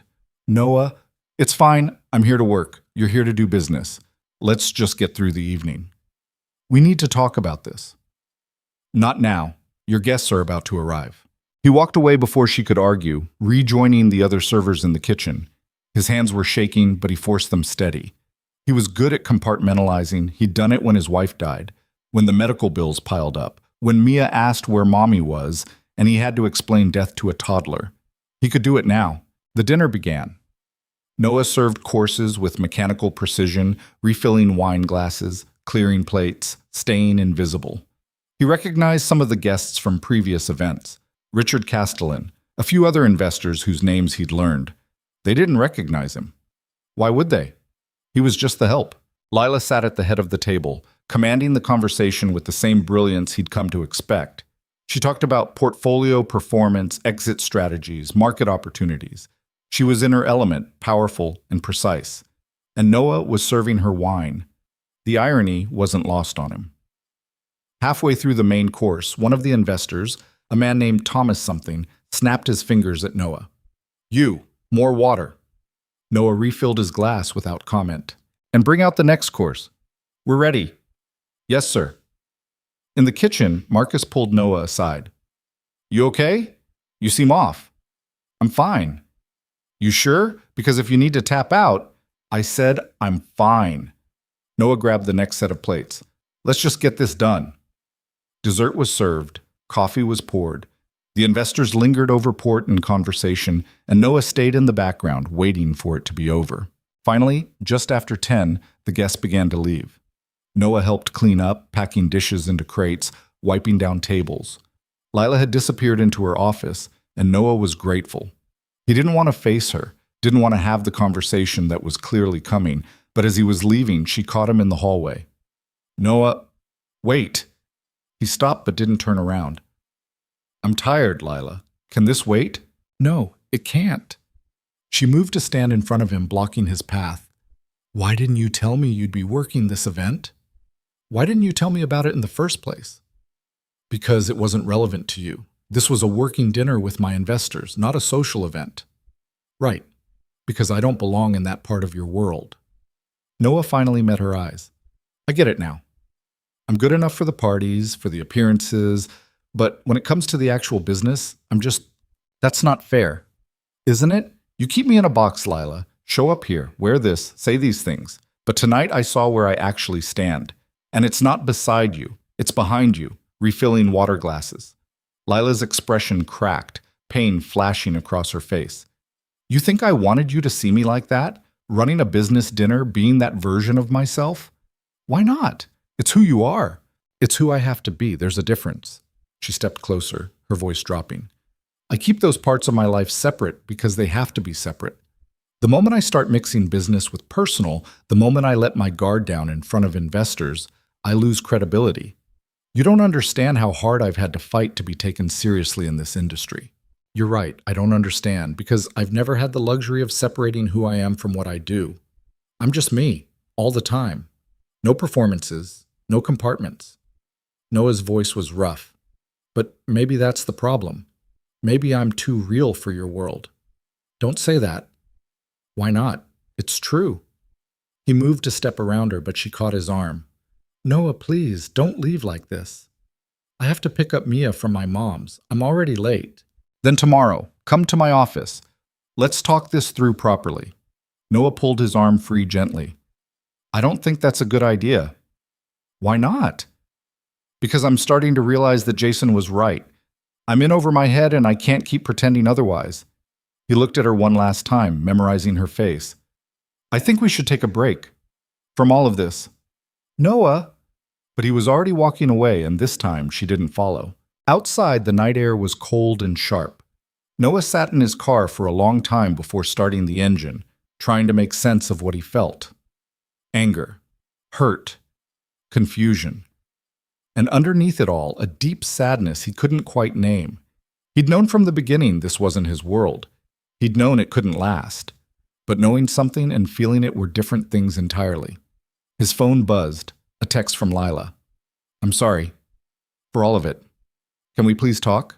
Noah typed and deleted 3 different responses before finally settling on, not tonight, I need some space. He drove home through empty streets, the city lights blurring past, and wondered if he'd just walked away from the best thing that had happened to him in years, or if he'd finally woken up from a dream that was never meant to be real. Noah didn't answer Lila's texts for 3 days. He went to work, came home, played with Mia, and tried to pretend everything was normal. But his phone buzzed constantly with messages he couldn't bring himself to open. Please talk to me. I know I handled this badly. You're right about everything. Can we at least discuss it? On the 4th day, she stopped texting. The silence was somehow worse. He threw himself into the renovation job, working longer hours than necessary. Stripping wallpaper, ripping out old cabinets, demolishing a bathroom down to the studs. Physical work that required all his focus and left him too exhausted to think. His crew noticed the change in pace but didn't comment. Noah had always been the steady one, the guy who showed up on time and got the job done without drama. They didn't know what to do with this version of him. You trying to finish this whole job in a week? Danny, his work partner, asked on Friday afternoon. Because you're making the rest of us look bad. Noah wiped sweat from his forehead, surveying the gutted kitchen. Just want to get it done. Yeah, well, pace yourself. We've got another month on this contract. Danny cracked open a water bottle. You okay, man? You seem off. I'm fine. That's what people say when they're not fine. Noah didn't respond, just grabbed a sledgehammer and went back to work. The satisfying crack of tile breaking under the hammer drowned out everything else. That evening, after he'd picked up Mia and gotten her fed and bathed, his doorbell rang. Noah opened it to find Martin Reeves standing in the hallway, holding a bottle of wine. Martin, how did you know where I live? Lila gave me your address. May I come in? Noah hesitated, then stepped aside. Martin entered, glancing around the small apartment with the same lack of judgment Lila had shown. Nice place. Cozy. It's small. Small isn't bad. My first apartment was half this size. Martin set the wine on the counter. Is your daughter here? She's in her room, playing before bedtime. Good. This conversation is better had without little ears listening. Martin pulled out a chair at the kitchen table and sat without being invited. Lila didn't send me before you ask. She doesn't know I'm here, but I've known that girl since she was 20 years old, and I've never seen her like this. Noah leaned against the counter, arms crossed. Like what? Lost. Confused. Second-guessing herself. Martin studied Noah carefully. She won't tell me what happened between you two, but I can make educated guesses. And I'm here to tell you that whatever you think you know about her, you're probably only seeing half the picture. Then maybe she should show me the rest. Maybe she doesn't know how. Martin folded his hands on the table. Do you know why Lila is the way she is? Why she keeps everything so carefully controlled? Noah shook his head. Her father built a tech company in the 90s. Made millions. Lila grew up watching him work 18-hour days, watching him sacrifice everything for success. And then, when she was 16, it all collapsed. Bad investments, poor decisions, partners who screwed him over. He lost everything, the company, the house, the money, all of it. Noah felt something shift in his chest. Lila never mentioned that. She doesn't talk about it. Her father had a heart attack 6 months after the bankruptcy, died at 52. And Lila's mother looked at her daughter and said, "Don't ever let anyone have that kind of power over you." Martin's voice was gentle. So Lila built walls. She learned to control every variable, to never depend on anyone, to keep business and personal completely separate because mixing them destroyed her father. I didn't know. How could you? She doesn't let people close enough to tell them. Martin leaned back. But then you showed up. Someone who doesn't want anything from her except honesty. Someone who sees her as a person, not an opportunity. That terrifies her, Noah. Because the moment she lets you in completely, she's vulnerable. And vulnerability is what killed her father. Noah rubbed his face, the weight of it settling over him. So what am I supposed to do with that? Whatever you want. I'm not here to tell you to go back to her or to forgive her. I'm just here to give you context. Martin stood. But I will say this. Lila Grant is one of the best people I know. Brilliant, ethical, genuinely trying to do good in an industry full of sharks. She's also deeply damaged and doesn't know how to love without fear. If you care about her, that's something you'll have to decide if you can handle. After Martin left, Noah sat at the kitchen table for a long time, his daughter's laughter drifting from the bedroom where she was singing to her stuffed animals. He thought about walls and fear, about vulnerability and control, about his own walls, the ones he'd built after his wife died. He pulled out his phone and stared at Lila's last message. Then he typed a response. Can you meet tomorrow? Just to talk. Her reply came within seconds. Yes. Where? The park on 5th, the one with the duck pond. 10 a.m. I'll be there. Noah arrived early, sitting on the same bench where he'd watched Mia feed the ducks weeks ago. The morning was cool, the sky overcast, and the park was mostly empty except for a few joggers and dog walkers. Lila appeared at exactly 10, wearing jeans and a sweater, her hair loose around her shoulders. She looked younger like this, less polished, more uncertain. Hi, she said softly. Hi. She sat on the far end of the bench, maintaining distance. Thank you for agreeing to meet. Noah watched a duck paddle across the pond. Martin came to see me. He what? Lila's head snapped toward him. I didn't ask him to. I know. He made that clear. Noah turned to look at her. He told me about your father. Lila's expression closed off immediately. He had no right. Maybe not, but I'm glad he did, because now I understand why you keep everything in boxes, why you separate business from personal like your life depends on it. It does depend on it. Lila's voice was sharp. You think I'm being dramatic, but I watched my father lose everything because he trusted the wrong people, because he let his emotions cloud his judgment. I swore I'd never make the same mistake. And you think letting me into your business life would be a mistake? I think mixing personal feelings with professional relationships is dangerous. I've seen it destroy people. Noah leaned forward, elbows on his knees. I'm not trying to destroy you, Lila. I'm just trying to understand where I fit. Because right now it feels like you want me around, but only in specific situations, under specific conditions. And I don't know how to be that person. I don't want you to be anyone but yourself. That's the whole point. Lila's voice cracked slightly. But I also can't. I can't just throw open every door and let you see all the messy, complicated parts. What if you decide it's too much? What if you walk away? What if I don't? She met his eyes, and Noah saw real fear there. That might be even scarier. They sat in silence for a moment, watching the ducks, the water, the morning light filtering through the trees. I owe you an apology, Lila said finally, for the investor dinner. You were right. I should have told you about it. I should have explained why I wasn't inviting you. Instead, I compartmentalized and assumed you'd understand, and that wasn't fair. Why didn't you want me there? Because those investors have known me for years. They've watched me build Meridian from nothing, and if I showed up with someone I clearly cared about, they'd see it as a weakness. They'd wonder if I was getting soft, if my focus was slipping, and I couldn't risk that. She looked at him. I know how that sounds, but it's the reality of my world. Then maybe your world is broken. Maybe it is. But it's the world I have to operate in if I want to survive. Lila paused. When you showed up as part of the catering staff, I panicked, because suddenly you were seeing the version of me that I worked so hard to keep separate, the one who has to be ruthless and calculating and always in control, and I hated that you saw me like that. That's who you are, though. At least part of who you are. I know, and I'm not ashamed of it. I'm just... She struggled for words. I'm afraid that if you see too much of that side, you won't like what you find. Noah turned to face her fully. You want to know what I saw that night? I saw you commanding a room full of powerful people. I saw you being brilliant and strategic and completely in your element.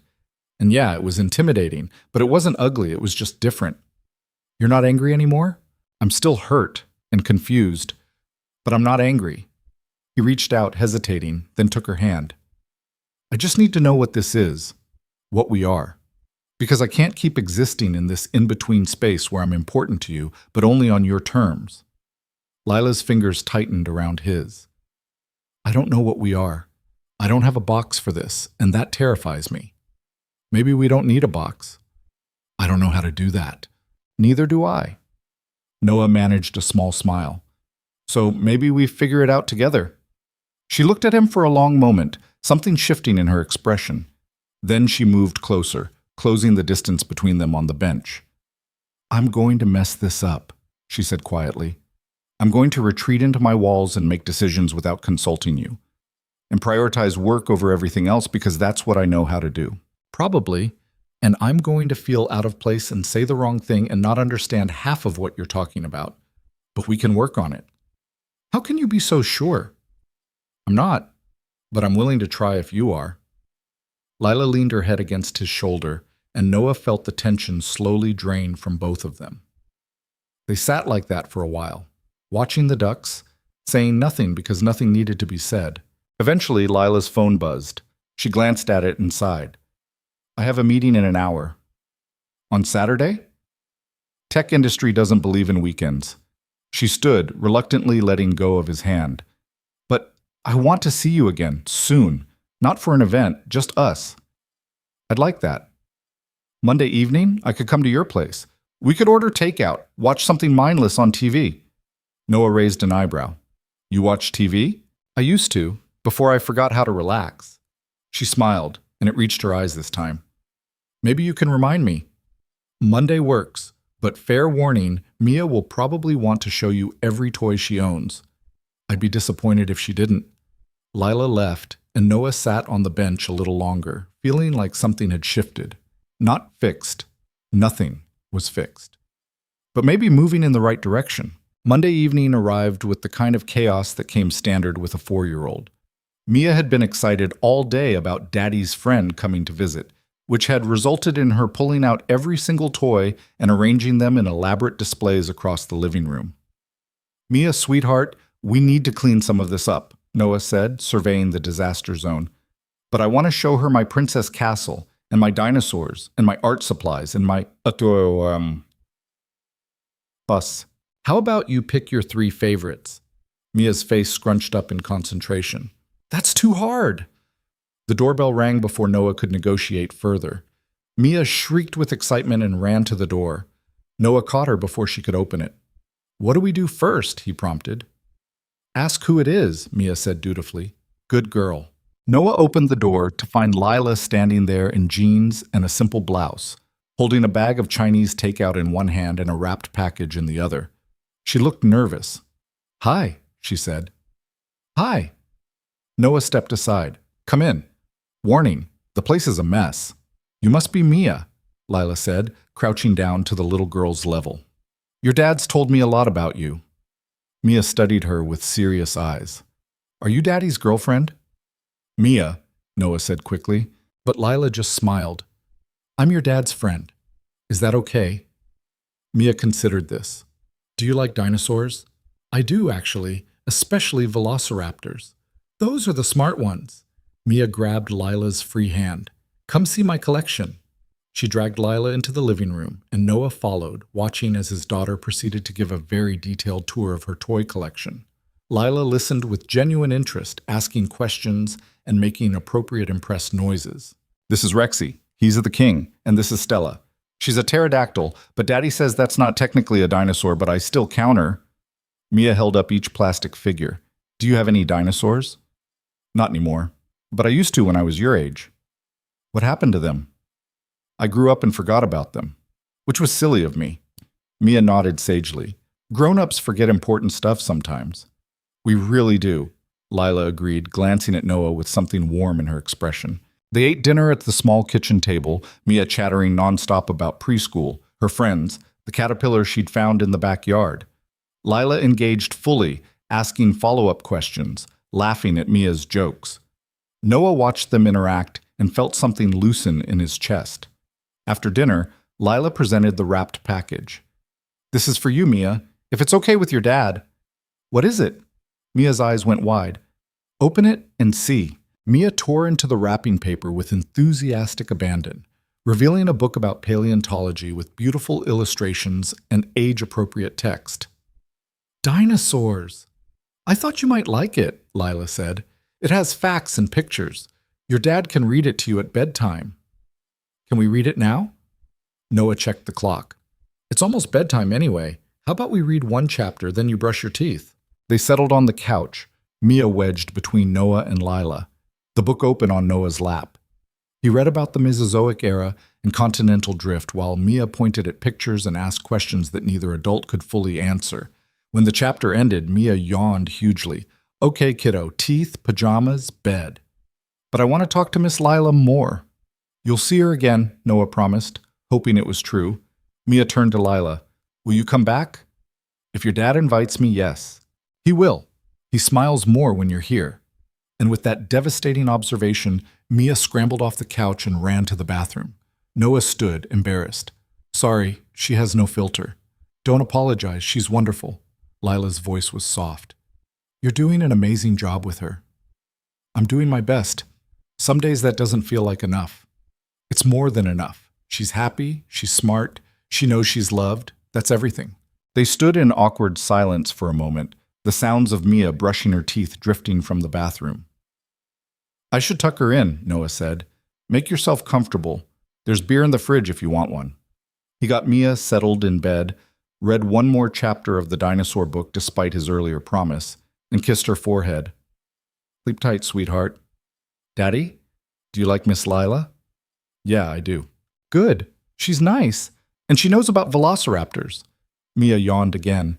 "You should marry her." Noah choked on a laugh. "It doesn't work like that, Mia." Why not? Because it just doesn't. Now go to sleep. When he returned to the living room, Lila was sitting on the couch with a beer, studying the drawings Mia had taped to the walls. She's very talented, Lila said, gesturing to a particularly abstract piece featuring purple cats and green suns. She's 4. I'm pretty sure that's just scribbles. It's expression. That's art. Lila took a sip of beer. She asked if you should marry me, didn't she? Noah dropped onto the couch beside her. How did you know? Because she asked me the same question while you were in the bathroom, very directly. Are you going to marry my daddy? What did you say? I said that's a question for grown-ups to figure out over a long time. She seemed satisfied with that answer. Lila set down the beer, turning to face him. This is your real life. This apartment, your daughter, the routine. I'm seeing it now. Yeah. It's nice. It's real. She paused. I don't have anything like this. My apartment is sleek and empty, and I barely spend time there. I work, I attend events, I make deals. That's my life. You could have more if you wanted it. I don't know if I know how. Lila looked around the small space. This feels foreign to me. Comfortable chaos, a child's laughter, takeout containers on the counter. It's like visiting another planet. Is that bad? No, it's just different. And it makes me realize how much I've sacrificed for success. She met his eyes. I'm 28 years old and I've built a fortune, but I eat alone most nights. I have business contacts, but very few friends. And I can't remember the last time I just existed, without a goal or a strategy or a performance. Noah took her hand. You're existing right now. I am, aren't I? She smiled, but it was tinged with sadness. It's harder than you'd think. They sat in comfortable silence for a while, the TV playing something neither of them was really watching. Eventually, Lila leaned against Noah's shoulder, and he put his arm around her. I have to go to New York next week, she said. Big investor conference. 3 days. I was going to ask if you'd come with me. Noah's stomach tightened. As your guest or as hired help? As my guest? My equal. Someone I want beside me. She pulled back to look at him. I know I've messed up the boundaries before. I'm trying to do better. 3 days is a long time to be away from Mia. I know. And if you can't, I understand. But I wanted to ask. Noah thought about it. 3 days in New York meant 3 days of high-pressure events, of being scrutinized, of existing in a world that still didn't feel like his. But it also meant 3 days with Lila, watching her work, understanding more of who she was. Let me talk to my mom. See if she can handle Mia for that long. Really? Yeah, but I need you to promise me something. What? No more surprises. No events I don't know about. No showing up places without telling me. If I'm doing this with you, I need transparency. Lila nodded. I promise. Complete transparency from now on. Okay then. New York. She kissed him then, soft and tentative, and Noah kissed her back, feeling the last of his resistance crumble. This was messy and complicated and probably a terrible idea, but it was also real, and that counted for something. The week leading up to the New York trip passed in a blur. Noah worked long days on the renovation, trying to get ahead so he could take the time off. His mom agreed to stay with Mia, though she gave Noah a long look that said she had opinions about all of this. Just be careful, she said, and don't forget who you are because of who she is. I won't. I mean it, Noah. You're a good man. Don't let that world turn you into something else. The words stayed with him as he packed a bag Thursday evening, trying to figure out what to bring. Lila had sent over another tailored suit, along with detailed itinerary notes. Friday was a daytime conference followed by an evening gala. Saturday included panels and networking sessions. Sunday was a private brunch with investors before their flight home. Noah's phone rang as he was folding shirts. An unknown number. Hello? Noah Hayes? The voice was female, professional. Yeah, who's this? My name is Rebecca Torres. I'm a journalist with TechWatch. I'm doing a profile on Lila Grant, and I was hoping to ask you a few questions. Noah's stomach dropped. How did you get this number? That's not important. What is important is that you've been seen with Ms. Grant at several high-profile events over the past 2 months. Sources say you two are in a relationship, but neither of you have confirmed anything publicly. I'm trying to understand who you are and what role you play in her life. I'm not interested in being part of your story. Mr. Hayes, with all due respect, you're already part of the story. Your presence at these events has been noticed. People are asking questions. I'm just trying to get accurate information rather than speculation. Then here's your accurate information. No comment. Noah hung up. His phone immediately rang again. Same number. He declined the call and blocked it, but the damage was done. Someone was digging into his background, trying to make a story out of his relationship with Lila. And if one journalist had his number, others would too. He texted Lila. A reporter just called me. Rebecca Torres from TechWatch, asking about us. Her response came quickly. Don't talk to her. She's looking for scandal. I'll handle it. How? I have a PR team. This is what they do. Noah stared at his phone, unease settling in his gut. This was the part of Lila's world he'd known existed, but hadn't really confronted. The media attention, the scrutiny, the way every relationship became fodder for speculation and gossip. He called her. Hey, Lila answered. I know you're probably freaking out, but this is manageable. Is it? Because I've never had journalists calling me before. I know, and I'm sorry. I should have warned you this might happen. As my profile gets higher, people get more interested in my personal life. It's invasive, but it's part of the territory. What are they going to find if they dig into me? What do you mean? I mean, I'm not interesting. I'm a contractor with a kid and a dead wife and a history of financial problems. What if they make it sound sordid? What if they paint me as some gold digger who latched onto you for money? Lila was quiet for a moment. Is that what you're worried about? How they'll portray you? Yes. No, I don't know. Noah sat on the edge of his bed, rubbing his eyes. I just don't want to become a story. I don't want Mia to see articles about her dad online. I don't want my mom to have to defend me to her friends. Then we control the narrative. My PR team will draft a simple statement saying we're friends, we enjoy each other's company, and we'd appreciate privacy. Nothing dramatic, nothing that feeds speculation. And that'll work? It'll help. Look, I can't promise the media will leave you alone completely, but I can promise that I'll do everything in my power to protect you and Mia from the worst of it. Noah wanted to believe her, but he also knew that once something was out in the world, you couldn't control it. You could only manage the fallout. I'll see you tomorrow at the airport, he said finally.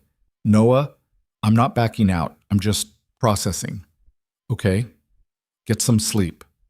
Tomorrow's going to be intense. After they hung up, Noah sat in the quiet of his bedroom, listening to Mia's soft breathing from the next room. His daughter, innocent and trusting, had no idea that her father was about to step into something that could expose their entire life to public scrutiny. Maybe this was a mistake. Maybe he should pull back now, before things got more complicated. But then he thought about Lila's smile when Mia showed her the dinosaur collection. The way she'd looked at him in the park, vulnerable and afraid, but willing to try. The way she made him feel like maybe he was more than just a guy struggling to get by. He wasn't ready to walk away. Not yet. The flight to New York was Noah's first time in first class. Lila had booked them seats together, and Noah tried not to gawk at the extra legroom, the attentive service, the general absurdity of paying more for a seat than he usually spent on groceries in a month. You okay? Lila asked, amused. This is insane. There's a warm towel. Why is there a warm towel? To refresh yourself before takeoff. I could have refreshed myself in the bathroom for free. She laughed, and Noah realized it was the first time he'd heard her laugh without reservation. No performance, no audience, just genuine amusement. The conference hotel was in Midtown, all glass and steel and luxury. Their rooms were on the same floor but separate. Lila had insisted on that, saying it was important to maintain some boundaries. Noah suspected it was more about her need for control than actual propriety, but he didn't argue. The evening gala was in the hotel's grand ballroom, and Noah recognized the pattern immediately. Same expensive clothes, same careful conversations, same performance. But this time, people were watching him more closely. He could feel their eyes, the speculative glances, the whispered conversations that stopped when he got too close. They're talking about us, he murmured to Lila. Let them talk. As long as we don't give them anything real to gossip about, it's just noise. But it didn't feel like noise. It felt like being dissected under a microscope. Halfway through the evening, Noah excused himself to get some air. He found a quiet balcony overlooking the city, the lights of Manhattan spreading out in every direction. Quite a view. Noah turned to find a woman in her 30s, red hair, sharp features, holding a glass of wine. She looked vaguely familiar. Yeah, it's something. Claire Devereaux, she said, extending her hand. We've met before. Sort of. Noah's guard went up immediately. I remember. Good memory. Most people forget faces in this world. Claire leaned against the railing. You're the talk of the conference, you know. Noah Hayes, the mysterious man who's captured Lila Grant's attention. People are fascinated. People should get hobbies. She laughed. Fair point. But you have to understand, Lila's never brought anyone to these things before. She's famously private about her personal life. So when she shows up with someone, especially someone who's not from our world, people notice. What do you want, Claire? Just to give you some friendly advice, from someone who's been in this industry longer than Lila has. I doubt anything you have to say is friendly. You're smarter than you look. Good. Claire took a sip of wine. Here's the thing, Noah. Lila is brilliant, but she's also ruthless. She has to be. And that ruthlessness extends to her personal life, whether she admits it or not. Right now, you're useful to her. You make her look more approachable, more human. But the second that changes, I've heard this speech before, from Jason Kraft. Then maybe you should listen. Multiple people trying to warn you should tell you something. Claire set down her glass. I'm not saying she doesn't care about you. I'm saying that in her world, caring isn't enough. Business always comes first, and when you inevitably become a liability instead of an asset, she'll cut you loose. That's not cruelty. It's survival. Noah met her eyes. You really believe that? I've watched it happen, to partners, to employees, to anyone who got too close and threatened her control. Claire's expression was almost sympathetic. You seem like a decent guy. You have a kid, a real life outside all this. Don't sacrifice that for someone who'll never put you first. She walked away, leaving Noah alone on the balcony with her words echoing in his head. When he returned to the ballroom, Lila was in conversation with a group of investors. She caught his eye and smiled, excusing herself to join him. Where did you disappear to? Just needed air. Ran into Claire. Lila's expression hardened. What did she say? The same thing everyone says, that you're going to drop me when I stop being useful. And you believe her? I don't know what I believe anymore. Noah looked around the ballroom at all the people performing their roles. This whole world runs on transactions, everyone using everyone else. How am I supposed to know if what we have is real or just another deal? Lila grabbed his hand, pulling him toward a quiet corner. Look at me. What we have is real. It's messy and complicated, and I'm terrible at it, but it's real. I don't have a script for this. I don't have a strategy. I'm just trying to figure it out as I go. But if it came down to choosing between me and your career, that's not a fair question. Why not? Because you already know the answer? Lila's eyes flashed. Because you're asking me to prove something I can't prove with words. I can only show you over time. And if you're not willing to give me that time, then maybe Claire's right, and this is doomed anyway. They stood facing each other, tension crackling between them. Around them, the gala continued, oblivious. I'm not trying to fight, Noah said finally. I'm just scared of getting in too deep and losing myself. I'm scared too, of the exact same thing. Lila's voice softened.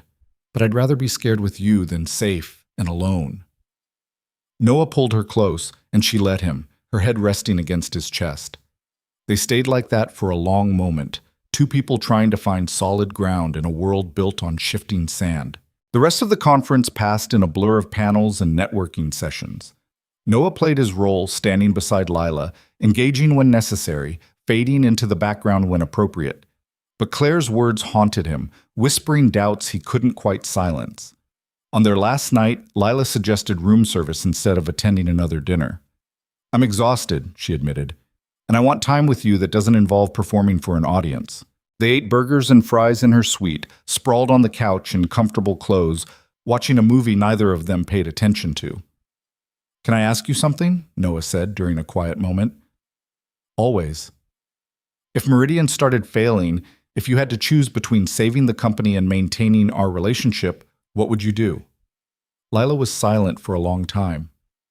I don't know, and I hate that I don't know. At least you're honest. Would you rather I lie? Tell you I'd choose you no matter what? No. I'd rather you tell me the truth. Noah turned to look at her. Even if the truth is that I'll always come second to your work. It's not that simple.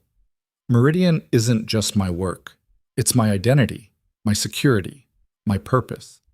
Asking me to separate myself from it is like asking me to cut off a limb. I'm not asking you to separate from it. I'm just asking where I fit. I'm still figuring that out. Lila reached for his hand. But I know I don't want to lose you. That's something, isn't it? It was something, but Noah wasn't sure if it was enough.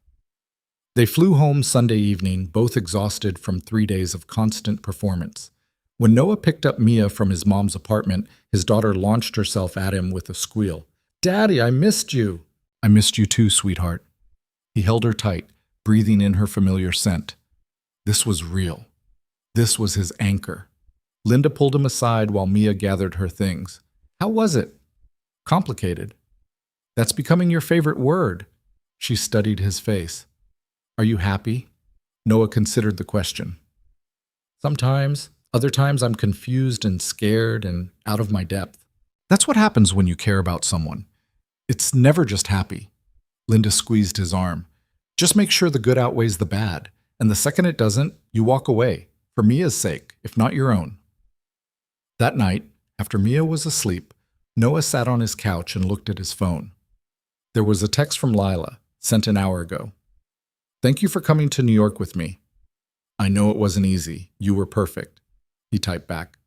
"Not perfect, just present. There's a difference." I'll take present over perfect any day. Noah set the phone down and closed his eyes, trying to sort through everything he felt. Fear and hope tangled together, doubt and desire pulling in opposite directions. He was falling for Lila Grant. Maybe had already fallen, and he had no idea if she'd be there to catch him when he hit the ground. The article dropped 3 days later. Noah was on a job site, installing new drywall in what would eventually be a home office, when his phone started buzzing nonstop. Text after text, calls from numbers he didn't recognize. He ignored them until Danny walked over, holding up his own phone. Boss? You might want to see this." The headline read, "Tech darling Lila Grant's secret romance. Who is Noah Hayes?" Below it was a photo from the New York Gala. Noah and Lila standing close, her hand on his arm, both of them looking at each other with expressions that were unmistakably intimate. The article dissected everything: his background, his dead wife, his daughter, his financial struggles. They'd found his bankruptcy filing from 3 years ago, quoted anonymous sources saying he was clearly after Lila's money, speculated about whether this was a publicity stunt or genuine relationship. Noah's hand shook as he scrolled through it. They talked to people from his past, former coworkers, neighbors, even someone from his wife's family who said he'd never properly grieved and was looking for a replacement. Every private pain, every struggle, laid out for public consumption. His phone rang. Lila. "Did you see it?" she asked immediately. "Yeah." "Noah, I'm so sorry. My PR team is working on a response. We're going to... They talked to my wife's cousin. They dug up my bankruptcy. They know about Mia." His voice was flat, numb. "You said you could protect us." "I know. I'm sorry. I didn't think they'd go this deep this fast." "Well, they did, and now everyone I know is going to read about how I'm some gold digger who latched onto you because I'm broke and desperate. We'll issue a statement. We'll correct the record." "You can't correct this, Lila. It's out there. My daughter's name is in this article. Do you understand what that means? When she's older, she'll be able to Google her own name and find this." Lila was quiet for a moment. "What do you want me to do?" Noah looked around the job site, at Danny pretending not to listen, at the exposed beams and unfinished walls, his real life suddenly feeling very far away. "I don't know. I need to think. Noah, don't shut me out. We can handle this together." "Can we? Because right now it feels like your world just swallowed mine whole, and I don't know how to get it back." He hung up before she could respond, immediately feeling guilty but too overwhelmed to call back. The rest of the day was a nightmare. More texts, more calls. A journalist showed up at the job site trying to get a comment. Noah's mom called, frantic, saying reporters had been to her apartment. Even Marcus from the catering company reached out, asking if Noah needed time off because the publicity might affect their clients. By the time Noah picked up Mia from preschool, he was barely holding it together. Daddy, why do you look sad? Mia asked in the car. Just a hard day at work, sweetheart. Did you get a boo-boo? Something like that. That evening, after Mia was asleep, Noah sat at his kitchen table with his laptop open, reading and rereading the article. With each pass, his anger grew, not just at the journalist, but at the whole situation, at himself for being naive enough to think he could exist in Lila's world without consequences, at Lila for pulling him into something he wasn't equipped to handle. His doorbell rang at 9:30. He knew who it would be before he opened it. Lila stood in the hallway, no makeup, hair pulled back, wearing jeans and an old sweatshirt. She looked as wrecked as he felt. "Can I come in?" Noah stepped aside. She entered, glancing toward Mia's bedroom. "She's asleep," he said. "Good. I didn't want to wake her." Lila sat on the couch, and Noah noticed her hands were shaking. "I fired my PR team." "What?" "They leaked information to soften the story. Not the personal stuff about you, but they confirmed we were seeing each other, gave some background on how we met. They thought it would help control the narrative. Instead, it just gave the journalist more ammunition." Noah sat in the chair across from her. "Why would they do that?" "Because they thought managing perception was more important than protecting you. They were wrong. So I fired them."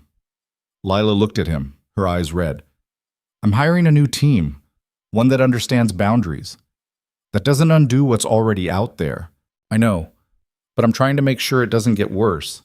She pulled out her phone, showed him a drafted statement. "This is what we're putting out tomorrow morning. It doesn't confirm or deny our relationship. It just says that you're a private citizen who deserves respect, that Mia is off limits, and that any further speculation will result in legal action." Noah read it, then handed the phone back. "It's good, but it won't stop people from talking." "No, but it might make them think twice about printing lies." Lila set the phone aside. "I also called the journalist's editor, threatened to sue if they don't retract the speculation about you being a gold digger. They're considering it. You don't have to fight my battles for me." "Yes, I do. This is my fault. I brought you into this world. I should have protected you better." "How? By hiding me? By never being seen together in public?" Noah shook his head. "That's not a relationship. That's a secret." "Then what do you want?" "Because I'll do it. Whatever you need." Noah leaned forward, elbows on his knees. "I want my daughter to grow up without people gossiping about her father. I want to be able to do my job without journalists showing up asking questions. I want my life back." "I can't give you that. Not completely, but I can make it better." Lila moved to sit beside him. "I know you're angry. You have every right to be, but please don't walk away because of this. We can get through it." "Can we?" "Because every time I think we're finding solid ground, something else happens. Jason warning me off, Claire trying to manipulate me, Victoria collecting information, now this article. Your world keeps trying to chew me up and spit me out. Then we leave it." Noah looked at her, startled. "What?" "We step back. No more public events for a while. No more performances. We just exist, quietly, away from all of this." Lila's voice was steady, despite the fear in her eyes. "I don't need to attend every gala and conference. I can scale back, focus on work that doesn't require me to be a public figure." "You'd really do that?" "If it means keeping you, yes." Noah wanted to believe her, but he'd learned that promises made in crisis moments didn't always hold once the dust settled. "I need time," he said, "to process all of this, to figure out what I can actually handle." "How much time?" "I don't know. A week? Maybe more." Lila's face fell, but she nodded. "Okay. Take whatever time you need. I'll be here when you're ready." She stood to leave, and Noah walked her to the door. Before she could go, he caught her hand. "I'm not saying no, I'm just saying not right now." "I understand." She squeezed his hand, then let go. "Take care of yourself, Noah, and give Mia a hug from me." After she left, Noah stood in the doorway for a long time, listening to the building settle around him. Somewhere down the hall, a baby cried. A couple argued. Life continued, messy and ordinary and real. He checked on Mia one more time before bed, watching her sleep with Rexy the dinosaur clutched in her arms. She was the reason for everything he did, the reason he worked 2 jobs, the reason he'd taken Lila's offer in the first place, the reason he had to be careful now. Whatever decision he made, it had to be right for her, not just for him. The next few days passed in uncomfortable limbo. Noah went to work, came home, took care of Mia. He didn't reach out to Lila, and she respected his request for space, sending only one text. "I'm here when you're ready, no pressure." The article faded from the news cycle, replaced by newer scandals and controversies. Lila's statement had done its job. Most outlets backed off, some even published corrections. But the damage was done. Noah's coworkers looked at him differently. Parents at Mia's preschool whispered when he did pickup. His mom kept calling to check on him, worried in that way only mothers could be. On Thursday evening, Noah was making dinner when someone knocked on his door. He opened it to find Martin Reeves standing there with a six-pack of beer and a sympathetic expression.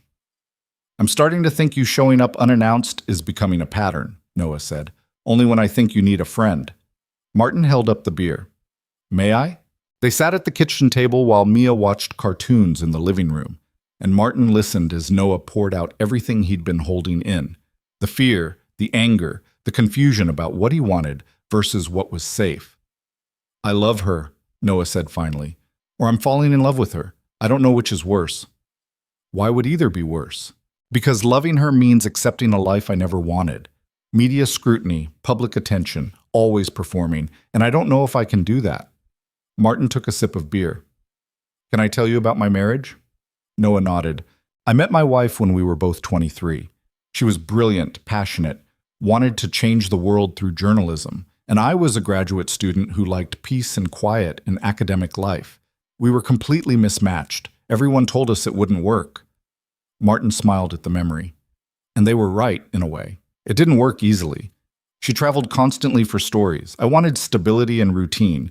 We fought about it for years. But we also loved each other enough to find compromises. She took fewer international assignments. I learned to be more flexible. We built something that worked for us, not for anyone else's expectations. What happened to her? Cancer. 5 years ago. Martin's voice was steady but sad. And I would give anything for one more fight about her travel schedule, one more compromise, one more day of our imperfect life together. Because it was ours. That's what mattered. Noah felt something loosen in his chest. I'm terrified of making the wrong choice. For Mia, for myself. There is no perfect choice, just the one you can live with. Martin set down his beer. Do you love Lila? Yeah, I do. Does she make you want to be better? Does she respect who you are, even when it's inconvenient for her? Noah thought about Lila firing her PR team, about her offering to step back from public life, about the way she looked at him like he mattered beyond what he could do for her image. Yes, he said quietly. Then the question isn't whether you can handle her world, it's whether you two can build a world together that works for both of you. Martin stood, patting Noah's shoulder. Don't let fear make your decisions. You've already lost too much to fear. After Martin left, Noah sat at the table for a long time, his beer growing warm. Then he pulled out his phone and called Lila. She answered on the first ring. Noah? Are you free tomorrow evening? I can be. Why? Come to dinner, here, with me and Mia, something normal. Okay, what time? 6. And Lila? Yeah? I've been thinking about what you said, about stepping back from public events. And? Don't do that. Not for me. That's your life, your work. I can't ask you to give that up. Then what are you asking? Noah took a breath. I'm asking if we can figure out how to do both. How to protect what matters while still living our lives. I don't know how yet, but I want to try. The relief in Lila's voice was palpable. We can do that. We will do that. No promises it'll be easy. I don't need easy. I just need honest.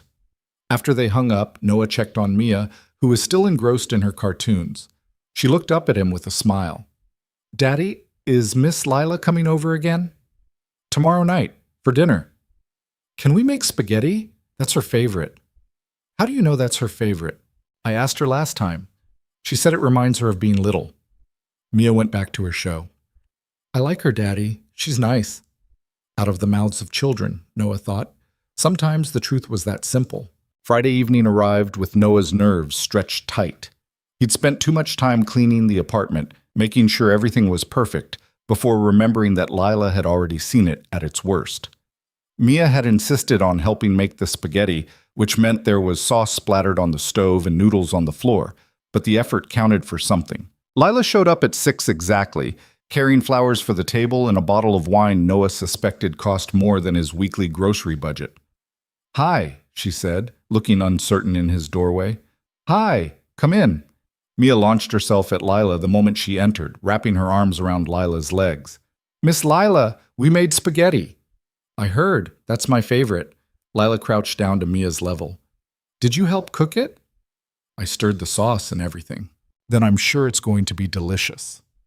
They ate dinner at the small table, Mia dominating the conversation with stories about preschool and her friend Emma, who ate glue and the new dinosaur book she needed from the library. Noah watched Lila engage fully with his daughter, asking questions and laughing at 4-year-old logic. And something settled in him.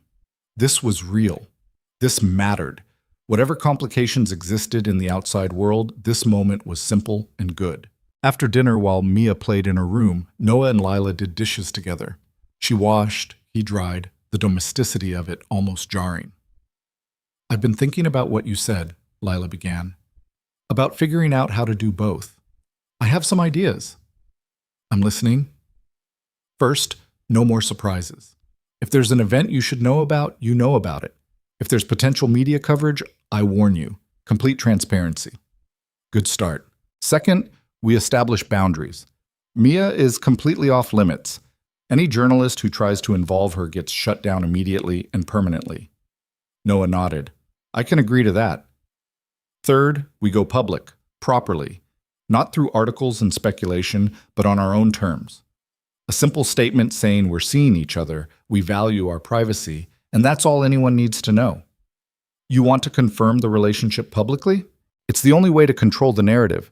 Right now, we're letting other people define what we are. If we define it ourselves, there's less room for speculation." Lila set down the dish she was washing. "Unless you don't want to. If you'd rather keep this private..." "No, I think you're right. The secrecy is what makes it interesting to people. If we're just a normal couple, it gets boring." "We're not exactly normal." "No. But we can try." Noah dried the last plate, set it aside. "What about the events? I know I said you shouldn't give them up, but I also can't do 3 or 4 a month anymore. It's too much time away from Mia. What if we limited it to 1 a month? The most important ones. And anything else I go alone or skip entirely." "You'd really do that?" "I already started. I turned down 3 invitations this week." Lila leaned against the counter. "I'm realizing that half the events I attend are out of obligation or habit, not necessity. I can be more selective." Noah pulled her close, and she came willingly, resting her head against his chest. "I'm sorry for shutting down this week," he said. "I was scared and angry, and I didn't know how to process it." "You had every right to be. I'm sorry for not protecting you better." They stood like that for a while, the kitchen quiet, except for Mia's singing from the other room. "I have something to tell you," Lila said eventually. "And you're going to be angry." Noah's stomach tightened. "What?" "There's an event next month. The biggest tech summit of the year. I'm receiving an award for my work in sustainable investing." She looked up at him.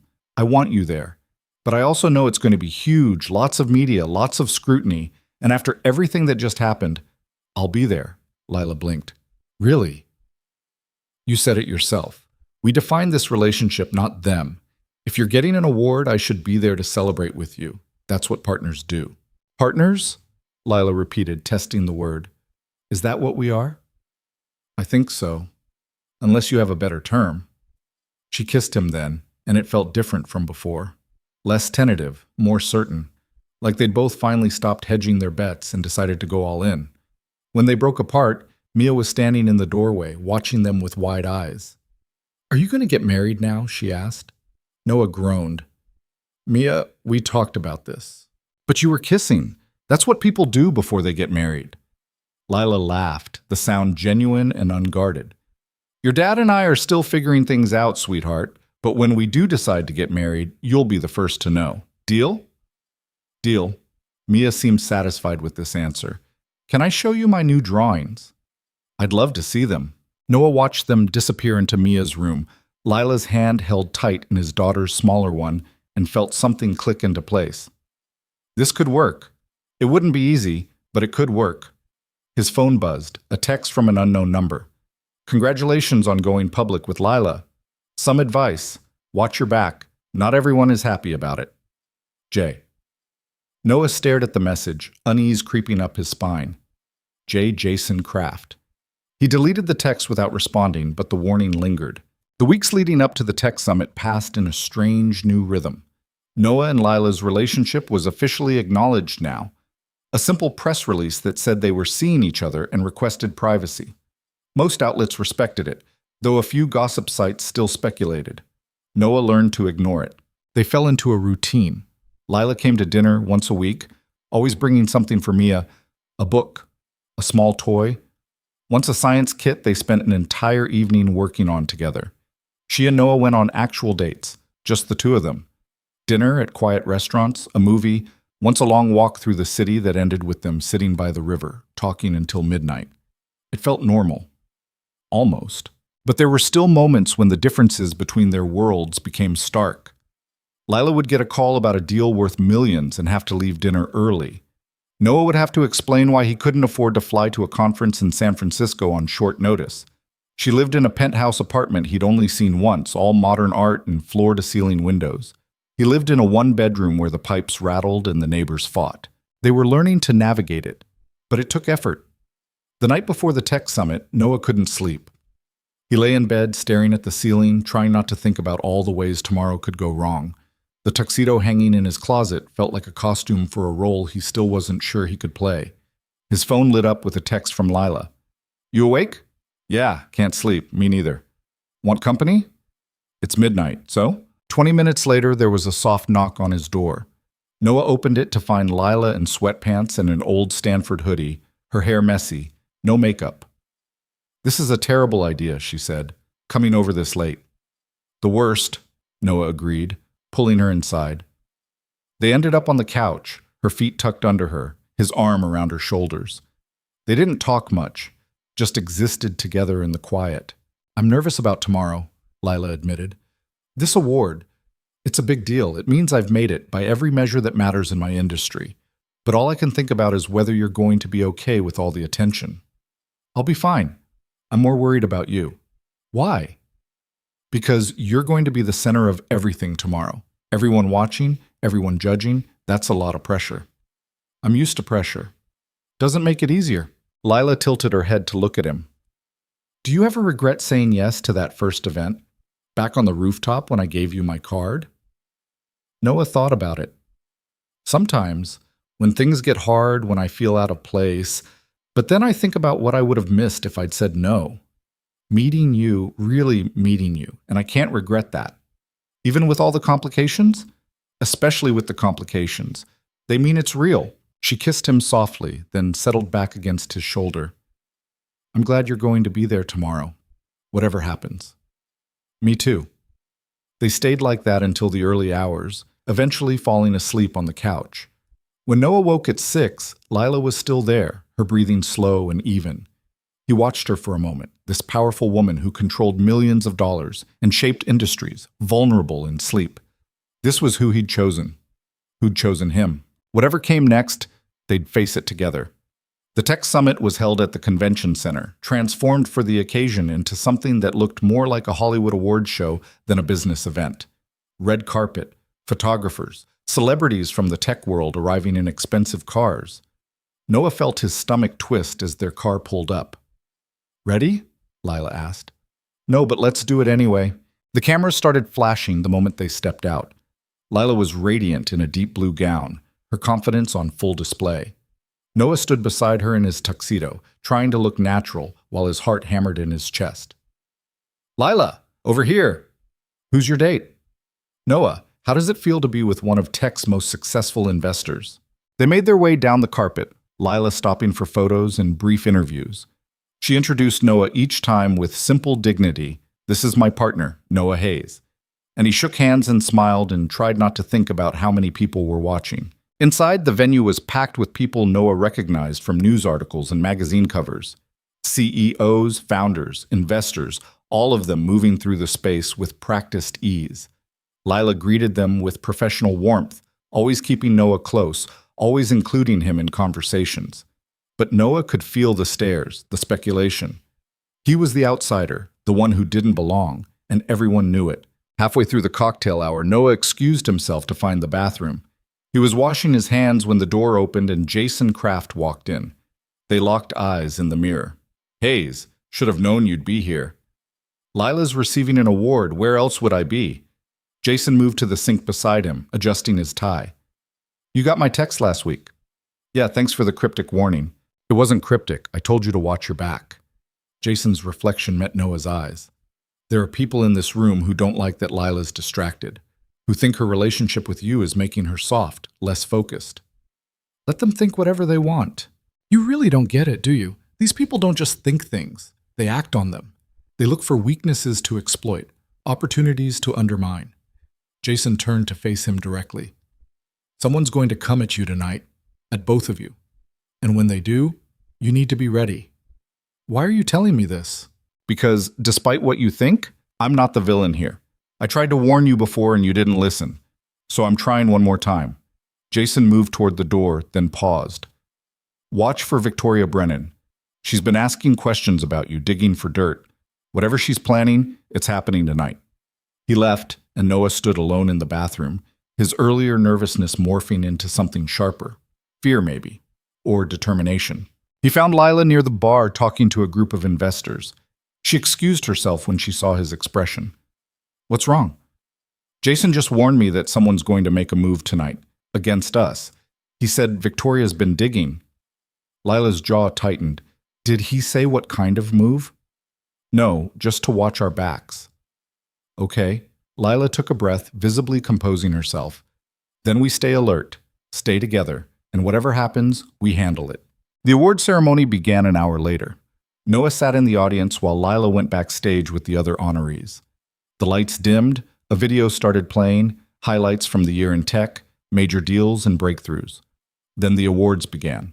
Lila's category was third. The presenter read her accomplishments, the companies she'd funded, the returns she'd generated, her commitment to sustainable and ethical investing. The audience applauded as she took the stage, poised and brilliant under the spotlight. Her speech was everything Noah had come to expect from her. Gracious, intelligent, forward-thinking. She thanked her team, her mentors, the entrepreneurs who'd trusted her with their visions. And at the end, she did something unexpected. "Finally, I want to thank someone who's taught me that success means nothing if you don't have people to share it with. Noah, thank you for reminding me what matters." The camera found Noah in the audience, and he felt his face flush as applause filled the room. Lila smiled at him from the stage, genuine and unguarded, and Noah smiled back despite his discomfort. Then she exited, the next award was announced, and the ceremony continued. During the reception afterward, Noah stayed close to Lila as she navigated congratulations and networking. People shook her hand, posed for photos with her trophy, discussed potential deals. Noah played his role, supportive but not intrusive, exactly as he'd learned. That's when Victoria Brennan appeared. She looked elegant in a black gown, her smile sharp as she approached with a champagne flute in hand. "Lila, congratulations on the award, well deserved." "Victoria, thank you." And Noah? Victoria's eyes slid to him. "You must be very proud." "I am." "It's sweet, really, the way you two have made this work despite coming from such different worlds." Victoria took a sip of champagne. "Though I have to wonder, Noah, how do you handle the scrutiny, having your entire life examined, every detail picked apart? That must be difficult." Noah's instincts flared. "It has its challenges, I'm sure, especially when those details include things like bankruptcy filings and medical debt." Victoria's smile didn't waver. "It's public record, of course. Anyone can look it up. But still, having it discussed at events like this, that must sting." Lila stepped forward, her voice ice cold. "Victoria, if you have a point, make it." "No point, just observation." Victoria glanced around at the people who'd stopped to listen. "I think it's admirable, actually. Noah here, pulling himself up despite his struggles, finding someone successful to help stabilize his situation, very pragmatic." The implication was clear. Noah was using Lila for money, for stability. for a way out of his financial problems. Noah felt anger rise in his chest, but before he could respond, Lila spoke. You're right, Victoria. Noah has faced struggles. His wife died, leaving him with a newborn and crushing medical debt. He could have given up, could have taken the easy way out. Instead, he worked 3 jobs to keep his head above water while raising his daughter alone. That's not pragmatic. That's strength. Victoria's smile faltered. And yes, we come from different worlds, Lila continued, her voice carrying. I have money and connections and a successful company. Noah has integrity and authenticity and the courage to be himself in rooms full of people who want him to be something else. I'd say I'm the lucky one in this relationship. The gathered crowd had gone quiet, watching. Victoria recovered quickly. Of course, I didn't mean to imply otherwise. Yes, you did, Noah said, finding his voice. You meant to embarrass us, to make me look like I'm using Lila. But here's the thing, I don't care what you think. I know who I am. I know what this relationship is, and your opinion doesn't change that. He turned to Lila. Can we get out of here? She nodded, taking his hand. Yeah, let's go. They walked away from Victoria, from the crowd, from the reception, out of the convention center and into the cool night air. That was, Lila started. Brutal, Noah finished. Jason was right. She came at us. But we handled it. Lila stopped walking, turning to face him. You were incredible in there. I was pissed. You were honest. And you stood up for yourself, for us. That took courage. Noah pulled her close, not caring who might see. I meant what I said. I don't care what they think. Good. Neither do I. They stood there on the sidewalk, the sounds of the city around them, and Noah realized something. He'd spent months feeling like he didn't belong in Lila's world.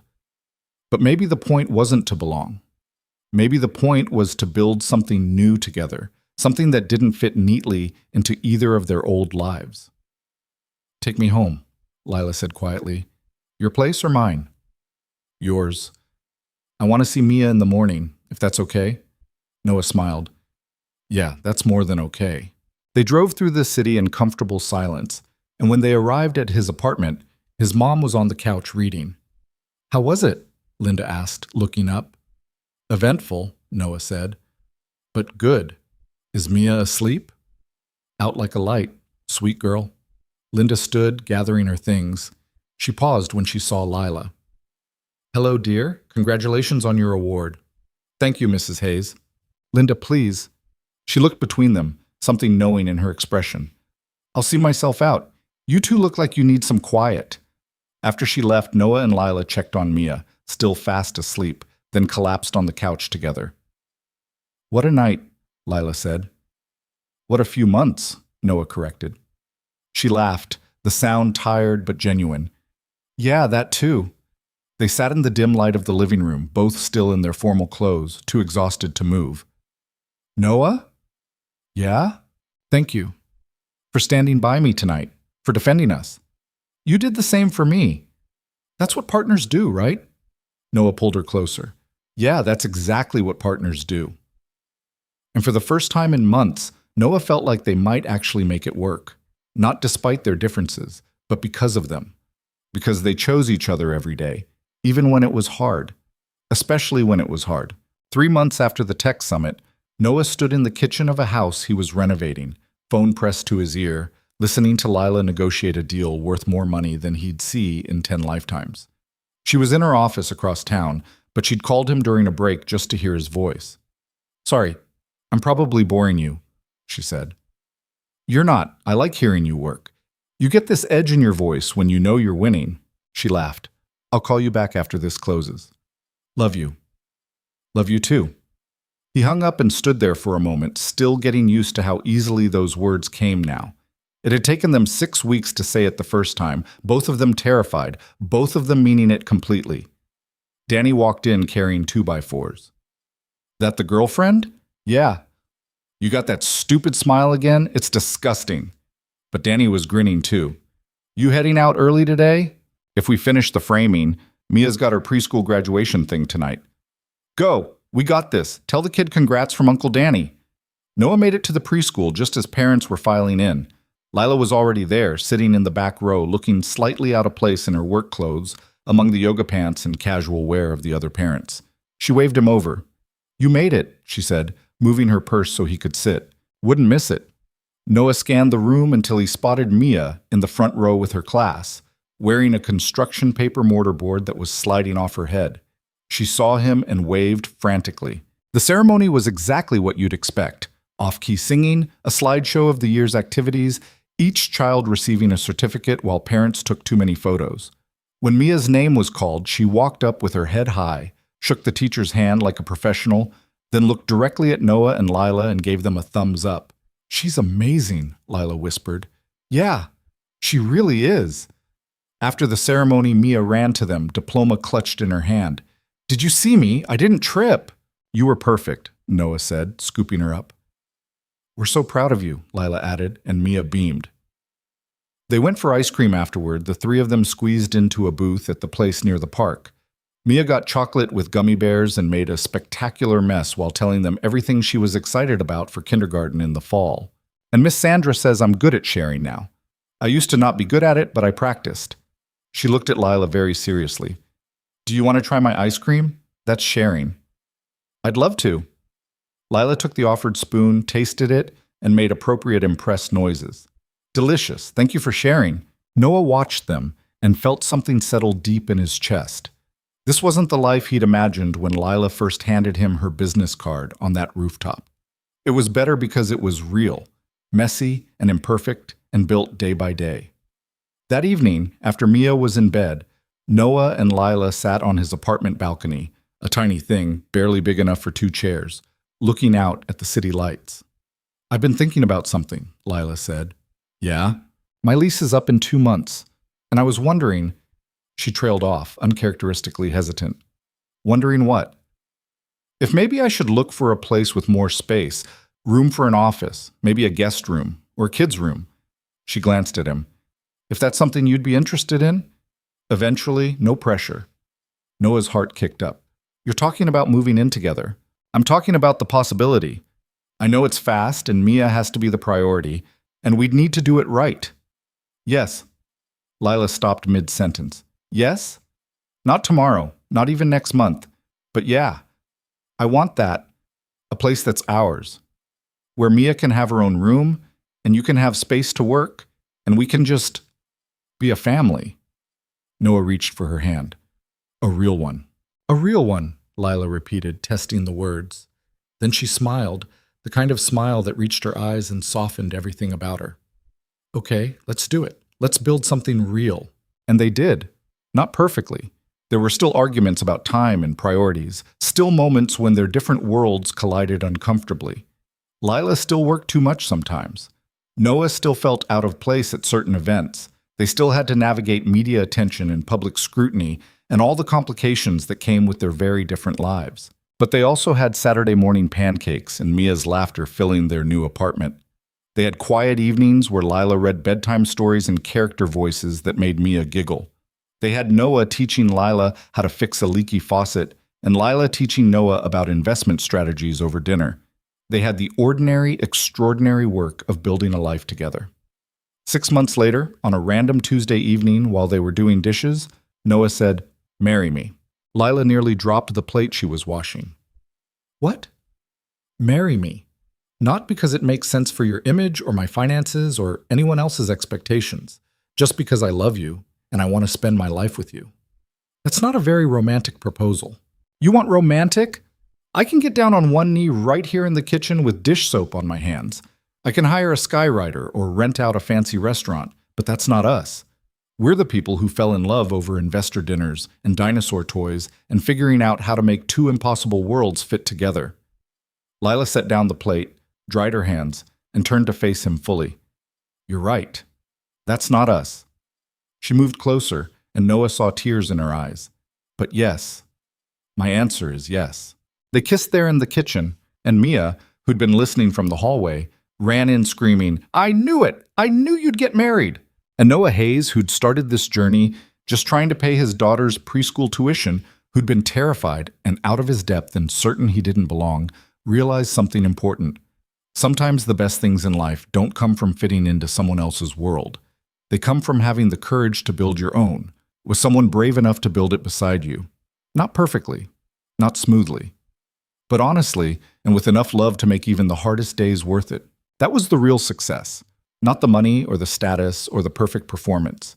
Just two imperfect people choosing each other every single day and making something beautiful out of the mess.